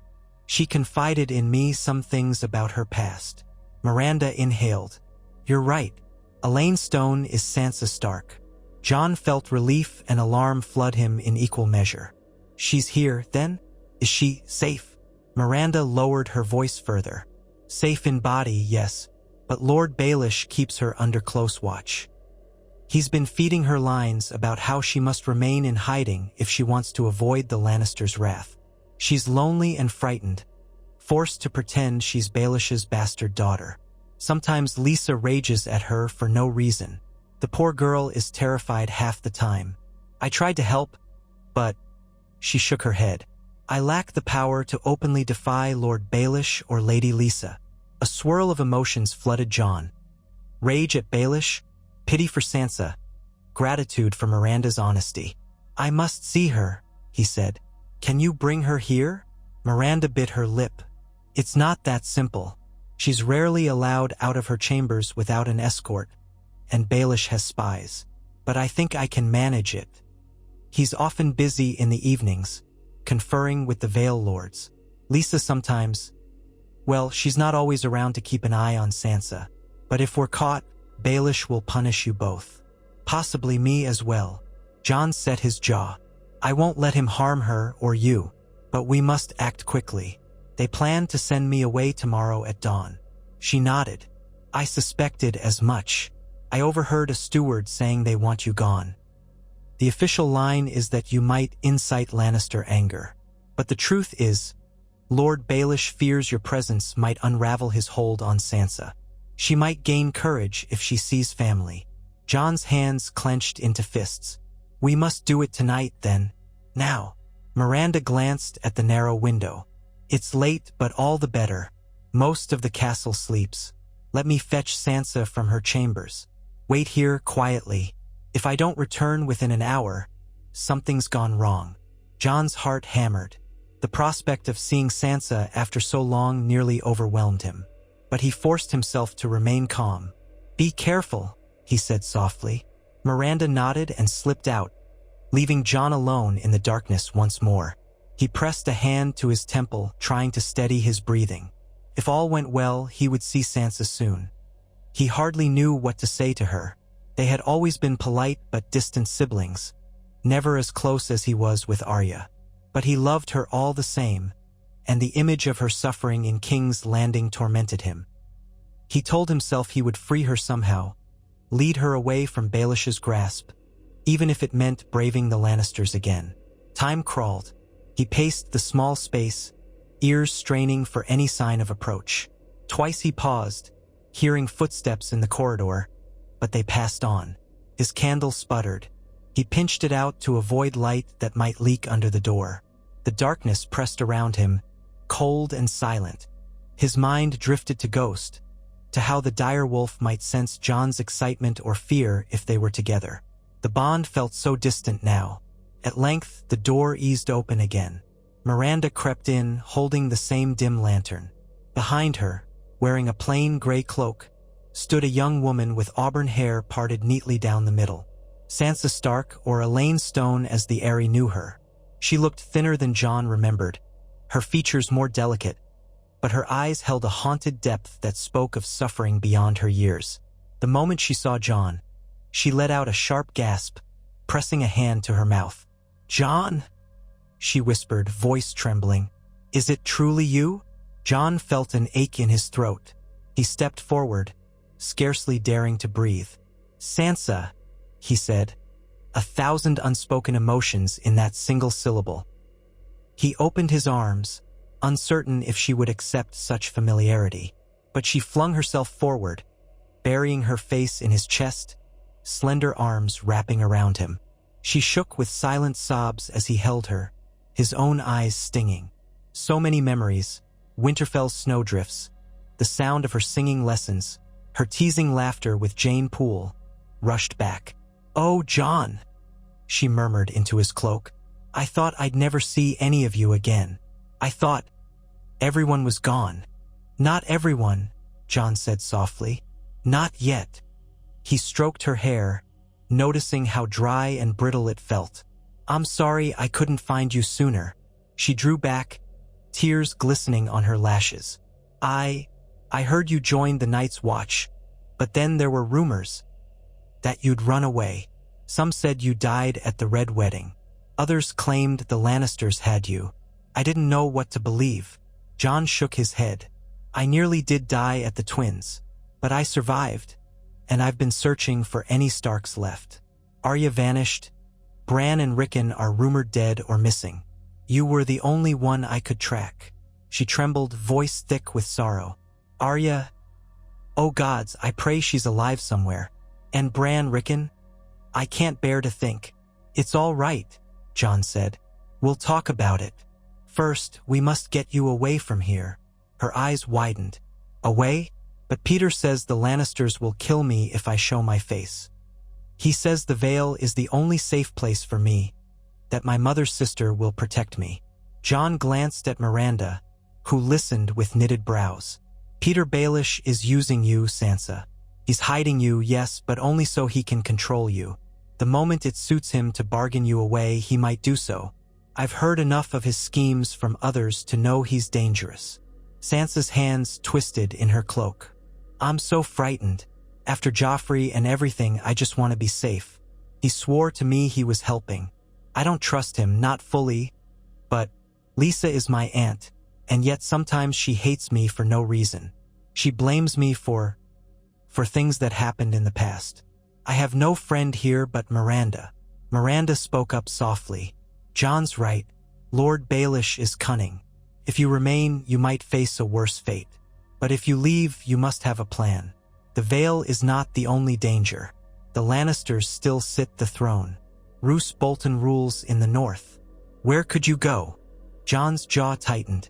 "The Riverlands are overrun with Freys. The north is under Bolton's control. The Night's Watch. No, that path is closed to me. But there might be loyalists left. Perhaps White Harbor under Wyman Manderley, or the northern mountain clans near the Valley of the Milkwater. Or even across the sea if we can find passage. The point is, Baelish will never let Sansa walk away. So we have to slip out." Sansa looked overwhelmed. "But how? The Eeyrie is nigh impregnable. The gates are guarded. The mountain pass is treacherous." "We'll figure a way," Jon said firmly. "We just need to avoid alerting Baelish. Maybe I can pretend to leave in the morning as they command, but arrange to meet you on the path. Or we find a hidden route. Miranda, do you know of any?" Miranda frowned in thought. "I'm not intimately familiar with the Eyrie's secret ways, but I've heard rumors that there's a covered walkway behind the kitchens, a servant's stair that leads down to the mountainside. It's rarely used. If we can slip out at night, the watch might be lighter. But you'd need to climb with ropes to reach the pass below the way castles. avoiding the main route. It's dangerous. Sansa swallowed. I'd face any danger to be free of this place. I can't stand their eyes on me, their lies. Peter says sweet words, but I see how he watches me sometimes, like I'm part of a game he's weaving. Jon nodded, setting a hand on her shoulder. Then we plan for tonight. But first we must confirm if your absence would be noticed too soon. Miranda, can you help with that? Perhaps you could glean if Baelish is otherwise occupied, or if Lisa is distracted. Miranda nodded, though a flicker of fear crossed her face. Yes, I'll do what I can. Then I'll come for you after midnight. We'll gather cloaks, rope if possible, and see if we can slip out. They agreed on the plan in hushed whispers. Sansa let out a shaky breath, tears threatening again. I can't believe this is happening. It's all so sudden. Jon gently wiped a tear from her cheek. We'll manage. We've lost so much, but we won't lose each other. She clung to his hand for a moment, then stepped back. Miranda touched her arm. We should go, Sansa. If anyone finds us missing, they'll suspect. Better if you're in your bedchamber soon. Lord Baelish might come looking. Sansa nodded, casting one last yearning look at Jon. Thank you, Jon. I was so alone. Now, at least I have hope. Jon mustered a small, reassuring smile. I'll see you tonight. They left as quietly as they had come, the lantern's glow disappearing down the corridor, the door shutting behind them. Jon sat heavily on the pallet, head in his hands, mind spinning with the weight of the plan they had just formed. He was about to steal Sansa away from the Eeyrie under the nose of Baelish and Lisa Arryn. If caught, they might both be hurled out the moon door. He had no illusions about the danger, but he would not leave Sansa to be used like a pawn again. He tried to rest, though adrenaline hummed in his veins. The hours before midnight stretched interminably. He paced, eavesdropping at the door for any sign that the guard might be replaced or lulled. Once, footsteps came near, but they continued on. Eventually, the corridor fell silent except for distant drips of melting snow. Jon cracked the shutter slightly to gauge the night sky. Clouds obscured the moon, which might favor their escape with darkness, if they could find a path. The Eeyrie perched so high that a single misstep could send them plunging to a swift end. Finally, near what he guessed was midnight, the door inched open once more. Miranda returned, carrying a coil of rope and a cloak over her arm. She looked pale but determined. Lord Baelish is occupied with Lisa in her solar, she said, keeping her voice low. Sansa is waiting down a side corridor. We must move quickly before the guards at the main gate do their rounds. Jon nodded. Lead on. They slipped into the corridor, Miranda pausing to check that no one stood watch. The single guard who had been posted earlier was nowhere in sight, possibly called away or bribed by Miranda's cunning. She beckoned Jon forward.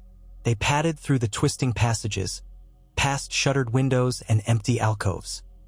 The Eeyrie felt eerie in the hush of night, as if it were a dream castle suspended in the clouds.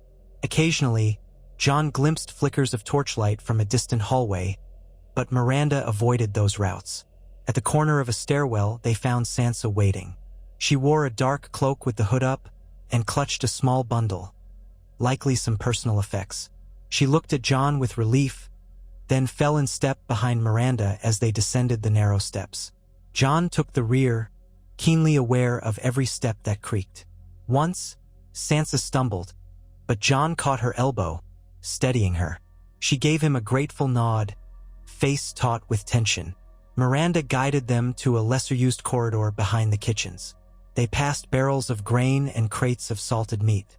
The corridor sloped downward slightly. The smell of old flour and stale air hung heavy. At the far end, a stout door blocked the way, iron-bound and likely locked. Miranda carefully tested the latch. Locked. She gritted her teeth, pulling a small pin from her cloak. I've some experience opening locks, she whispered. Jon watched anxiously as Miranda knelt, working the pin in the lock. Sansa hovered behind him, glancing back at the corridor as though expecting guards to appear any moment. Jon gently placed a hand on her shoulder, hoping to reassure her. The lock gave a faint click, and Miranda exhaled in triumph, pushing the door open. A waft of cold air greeted them, carrying the tang of snow and mountain winds. They slipped through. On the other side lay a narrow walkway carved into the rock, half enclosed by a wooden awning. The stones underfoot were slick, ice-rimed in places. The walkway curved around the mountain's flank. Beyond the low wooden railing, nothing but darkness yawned. A steep drop that made Sansa gasp softly. Miranda gestured for silence, stepping gingerly forward. "We must go around to where the walkway ends," she explained. "From there, there's a small ledge that leads to an older pathway. I'm not sure how stable it is, but if we can get far enough along, we might reach a spot from which we can descend with the rope. Then we can circle around below the Eeyrie, bypassing the main route, and eventually reach the trail leading back to the last way castle." Jon nodded, though the plan sounded fraught with peril. He glanced at Sansa, her face pale in the dim lantern light, but her jaw was set. "Let's go," he whispered. They crept along the walkway. The boards creaked, and the wind battered them, carrying flakes of swirling snow. Far below, the Vale lay hidden in darkness. Jon felt his heart pounding with each precarious step. He recalled climbing the wall in the company of wildlings. This was no less nerve-wracking, though on a smaller scale. If they slipped, the fall would kill them just as surely as falling from the top of the wall. At a corner where the walkway ended abruptly against a sheer rock face, Miranda knelt and pointed. "There's a ledge about a foot wide. We have to cross it, then climb over those boulders. From there, we see what we can do." Jon eyed the ledge. It was barely more than a handspan in some places, dusted with snow. The wind buffeted them. "I'll go first," he said. "Hand me the rope. Once I'm across, I'll anchor it if needed." Miranda nodded. She gave him the coil. Jon passed his pack to Sansa for the moment and gripped the rock. Tentatively, he began inching along the ledge, back pressed to the cold stone.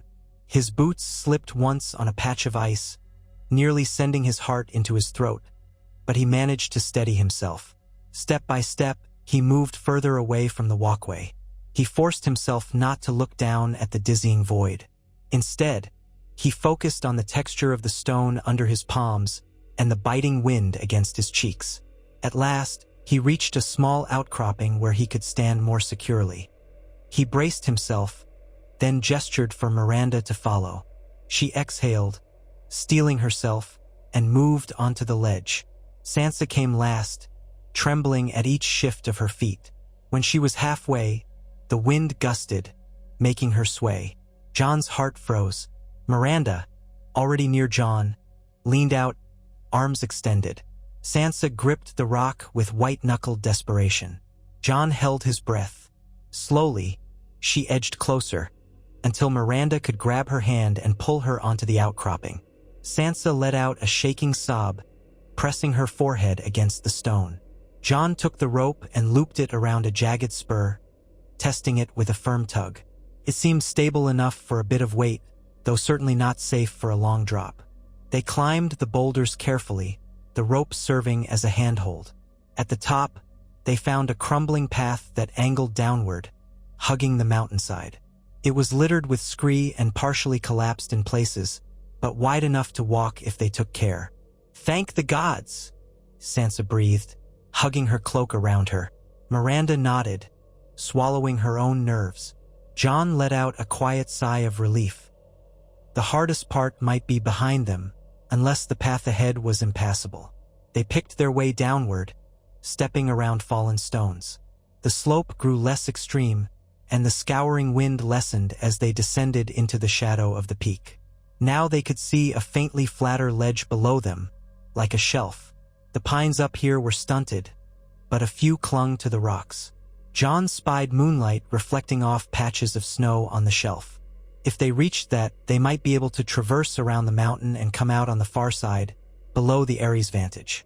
Then they could attempt to find the trail that led back to the way castles, though they would remain well away from the main path to avoid detection. They eased themselves over a final jumble of rocks. Miranda stumbled, letting out a muffled yelp. Jon caught her arm, steadying her. "Careful," he murmured. A chunk of rock tumbled away and clattered into the darkness below, the sound echoing. All three of them froze, hearts pounding. If any guard overhead had heard that, they might investigate. But after a tense moment, nothing happened. They made it onto the shelf. The night was still, the clouds thinning to reveal a wan moon. The shelf stretched left and right along the mountainside. Miranda wiped sweat from her brow. "We go left," she said, "then angle downward. If we keep hugging the slope, we'll eventually come behind the pass to the third way castle. From there, if we're lucky, we can rejoin some old hunting trails." Sansa nodded. "Then we can descend to the gates of the moon?" "Yes, or bypass it entirely, if you'd rather not pass through the fortress. My father might be able to help once we get that far, but I can't be sure he'd betray Lord Baelish openly." Miranda sighed. "I'm risking enough as it is." Jon placed a hand on her shoulder. "Thank you, Miranda. Truly. Without you, we'd have no chance." She gave him a wan smile. "I do this for Sansa. She's a kind soul, and she deserves better than these intrigues." They continued along the shelf, picking their way in near darkness. The rocky terrain was tricky, but the slope was gentler here. Sansa pressed close to Jon, her breath hitching when they had to jump across small gaps. Snow dusted their boots, and the cold stung their faces. At times, Miranda led them around a boulder that jutted out, forcing them to sidle along the edge. Once or twice, Jon prayed that no patrol was posted above with a lantern, for they would be plainly visible if any bright light swept across the slope. After the better part of an hour, they reached a section of mountain where the path fell away again, leading to a precipitous drop. Miranda cursed softly. "It must have collapsed. We'll have to descend from here. I see a lower ledge below, maybe 30 feet. If we climb carefully with the rope, we can do it. Then we can keep going." Jon peered over. The ledge lay in shadow. A few stunted pines clung to the slope just above it, which might serve as anchor points. "Let's tie off the rope and go one by one." He found a sturdy pine trunk and looped the rope around it, testing the knot. Miranda insisted on going first, perhaps to prove her nerve. She lowered herself slowly, hand over hand, boots scraping the rock. Sansa and Jon watched tensely until she landed on the ledge, waving up at them. Jon nodded at Sansa. "You next. I'll hold the rope from here as well." Sansa took a breath, grasping the rope. She swung her feet over the drop and began the descent. She moved cautiously, knuckles white, relying on friction to keep from sliding too fast. About halfway down, the rope jerked, and she let out a cry. The pine root shifted slightly, but Jon clamped a hand on the rope above, bracing himself. "I've got you," he called. She resumed, shaky but determined. At last, she reached the bottom, Miranda helping her off the rope. Jon exhaled in relief. Then he tossed the coil down so they could secure it from below as well, ensuring it didn't slip. He began his own descent, carefully bracing his boots against the rough rock. His arms, tired from the climb, trembled. He inched lower, feeling sweat bead on his forehead despite the chill. After what felt like an eternity, his feet found firm ground, or at least firm enough in the gloom. Miranda gave him a brief grin of triumph. "Almost there, I think. The slope continues around that bend." She pointed to where the shelf angled, partially blocked by a large chunk of stone. Sansa was breathing heavily, but her eyes shone with a mixture of relief and anxious hope. They untied the rope, coiling it again. Miranda glanced upward. "No sign of pursuit yet. Maybe we made it out in time." Jon nodded. "Let's not linger." He helped Sansa navigate a rocky patch. The moon emerged from behind a cloud, offering just enough light to see their path. They moved with painstaking care, Miranda checking each step before committing. All around them, the wind moaned, sending swirling eddies of snow across their boots. After another few minutes, the path opened onto a broader slope. They were below the Eeyrie now, out of sight. The fortress perched somewhere high above, its lights hidden by the angle of the cliffs. Jon felt a surge of cautious optimism. If they could just keep descending, they might reach a safer altitude by dawn, and vanish into the forested lower slopes. But then a loud shout echoed through the mountains, bouncing from rock to rock. Another shout followed, closer. Sansa froze, eyes wide with alarm. Miranda's face went pale. "They've discovered your absence," she said, voice tight. Jon gritted his teeth. "We have to hurry. Is there a faster route down?" Miranda looked around frantically. "We could try that ravine to the right, but it's steep. If Baelish's men come from above, we might be trapped." Another shout rang out, accompanied by the faint gleam of torches far above. "Gods, they're spreading out. They might have crossbows." Sansa clutched Jon's arm. "We'll never outrun them on this slope." Jon's mind raced. They needed to lose themselves in the darkness or find cover. "We can hide," he said, scanning the surroundings. His eyes settled on a small stand of pine near a crevice in the rock. "Over there. Wait them out until they pass."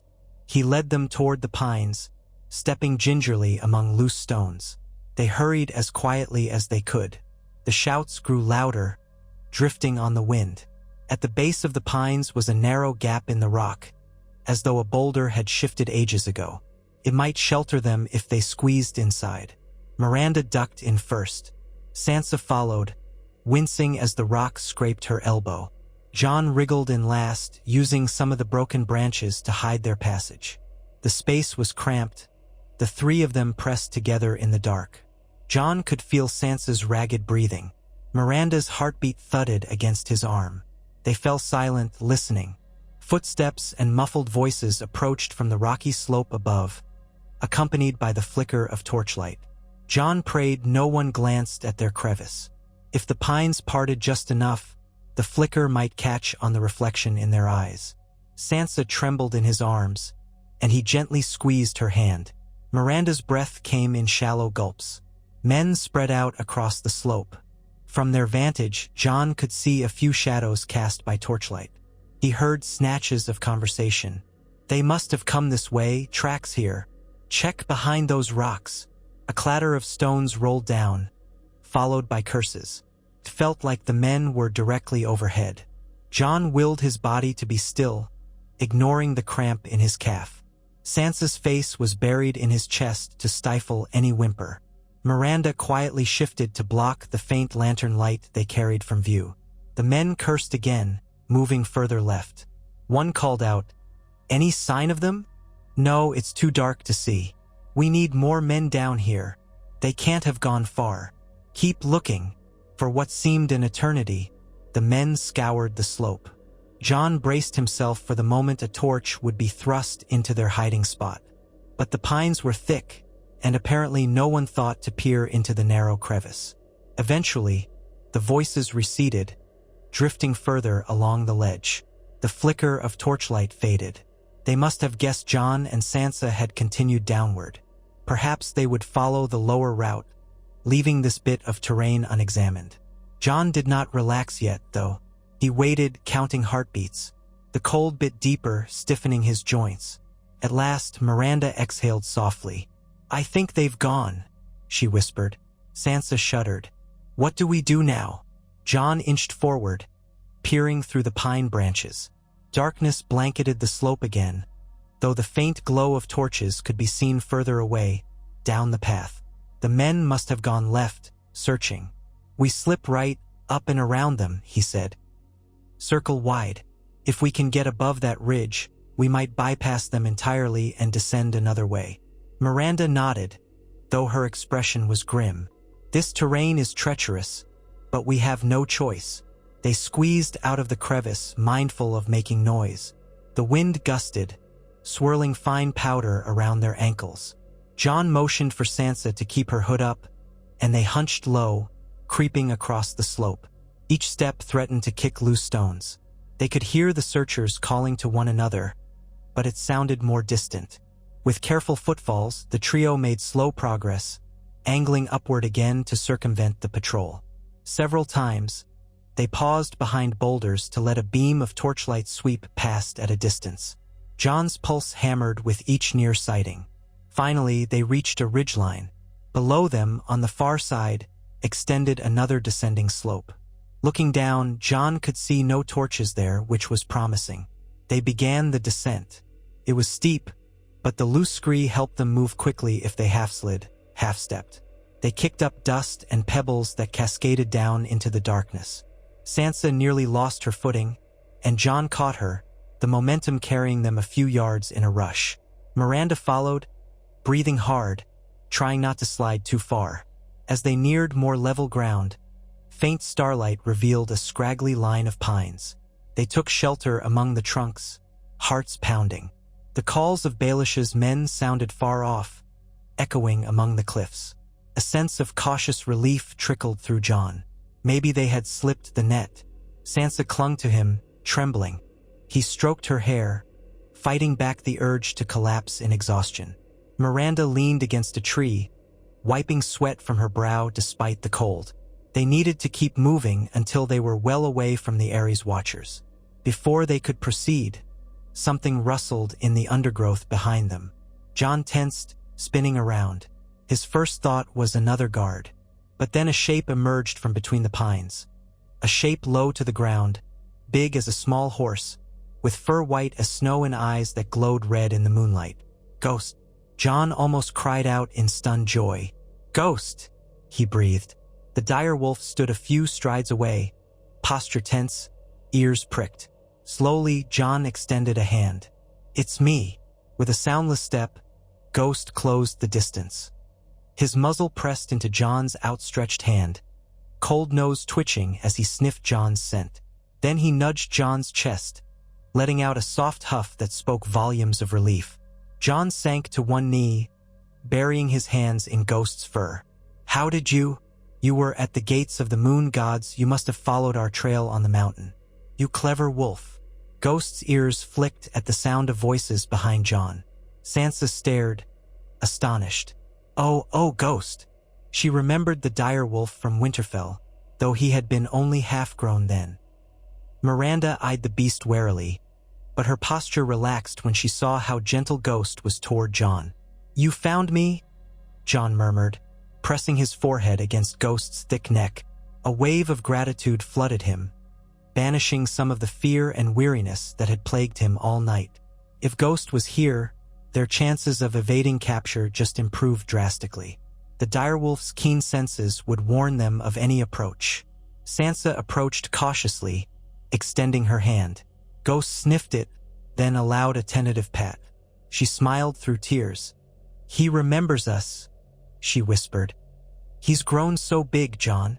Jon nodded, feeling tears threaten. Bigger than I ever expected. Miranda managed a breathless laugh. He truly is a ghost in the night. If he can lead us away from these men, all the better. Jon rose. He can. Ghost, track for us. We need to get off this mountain. The dire wolf lifted his nose, sniffing the air. Then he padded ahead, each step silent on the snowy ground. Jon helped Sansa follow, with Miranda at her side. They traveled deeper into the pines, guided by Ghost's instincts. Now and then, they heard shouts echoing behind them, but it seemed the searchers had no idea the fugitives had circled around to this side of the slope. By the time the moon dipped low, the voices fell away entirely. As dawn approached, they emerged onto a broader ledge from which they could see far below. The first gray light revealed a path heading down toward the lesser slopes near the Third Way Castle. Ghost halted at the edge, gazing intently. Jon peered over. In the distance, tiny shapes might have been riders or men searching, but it was well below them. If they moved carefully, they could slip around the shoulder of the mountain and bypass the main route. He turned to the others, their faces drawn with fatigue. We keep going, he said quietly. If we can get past that next ridge, we'll be out of their range. They pressed on, descending rocky switchbacks. Sansa stumbled now and then, her strength nearly spent. Jon supported her, murmuring encouragement. Miranda refused to stop, doggedly picking her way, though her face showed strain. Ghost ranged ahead, occasionally pausing to sniff the wind, then glancing back as if beckoning them onward. The sun began to rise over the distant peaks, painting the sky in cold pink light. The Eeyrie sat high above, out of sight behind ridges and crags. Jon wondered if Baelish or Lisa was seething with rage. If they had realized Sansa was gone for good, they might send riders to the Third Way Castle or the Gates of the Moon. But the Vale's territory was vast, and if Jon could vanish into the foothills, they might escape. By mid-morning, they reached a sparse forest of pines and firs, the ground leveling out. It felt surreal to be among taller trees again, after the dizzying heights. Snow blanketed the undergrowth, and the air smelled of sap and damp bark. Ghost trotted among the trunks, as if relishing the sense of open wilderness. At last, Jon called a halt near a fallen log, urging Sansa and Miranda to rest. All three collapsed in exhaustion, breath puffing white in the chill. Ghost stood watch, ears perked. "We're free of the Eeyrie," Jon said softly, though he couldn't quite believe it. "We still have the Vale to cross, but if we move at night and hide by day, we can avoid Baelish's men." Sansa shivered, hugging herself. "Where do we go now?" Miranda pressed her lips together. "I might be able to return to my father's seat at the Gates of the Moon eventually, but first I must ensure your safety. If Baelish learns of my part in this, I'll be a marked traitor. For you, Sansa, you can't remain in the Vale." Jon rubbed his tired eyes. "We'll slip past the fortress and circle around to an eastern road, maybe, or find a pass to the coast. If we can reach a port, we could sail north or even to Essos if we must." Sansa nodded, though she looked dazed. "As long as it's far from Peter's reach. And the Lannisters." Jon managed a small, wry smile. "One step at a time. For now, let's catch our breath. Miranda, you've done more for us than I can repay." She gave a nervous chuckle. "I never thought I'd be part of something so bold. My father, I'm not sure how he'll react if word reaches him, but I couldn't stand seeing Sansa caged." Jon inclined his head. "If there's a way to contact him discreetly for assistance, we'll see. But let's rest now." They huddled together for warmth under the pines. Ghost settled near Jon, a reassuring presence. In that moment, despite their danger, Jon felt a fragile flicker of hope. He had found Sansa, freed her from Baelish's clutches. They were battered and hunted, but they had one another. House Stark was not yet extinguished, so long as they drew breath. Perhaps they would journey to White Harbor or beyond, gather allies, survive the winter that loomed. Perhaps, in time, they could reclaim something of their lost family. For now, it was enough that Sansa was safe from. The Eeyrie and that ghost was at Jon's side again. Direwolf and man reunited, the pack bound once more by blood and loyalty. Jon gazed up at the muted sky through the swaying pine boughs. The morning light gave everything a subtle glow, as though promising a new beginning. He allowed himself to believe, for the first time in a long while, that there was a path forward beyond mere vengeance. Sansa dozed fitfully against his shoulder, exhausted but alive, and Miranda kept watch with tired determination. Ghost's ears twitched at every forest sound. Jon closed his eyes, just for a moment, letting relief and gratitude wash over him. For all the hardships behind them and those yet to come, he felt certain of one thing. So long as they stuck together, no cunning scheme of Peter Baelish, no hatred from the Lannisters, no savage betrayal could truly break their bond again. He would lead Sansa to safety. He would keep Ghost near. He would not rest until the last fragments of House Stark found refuge or gathered strength. And though the winter winds whispered of ice and darkness, Jon Snow and Ghost would answer with the quiet, steady resilience of the North, forging onward against whatever storms lay ahead.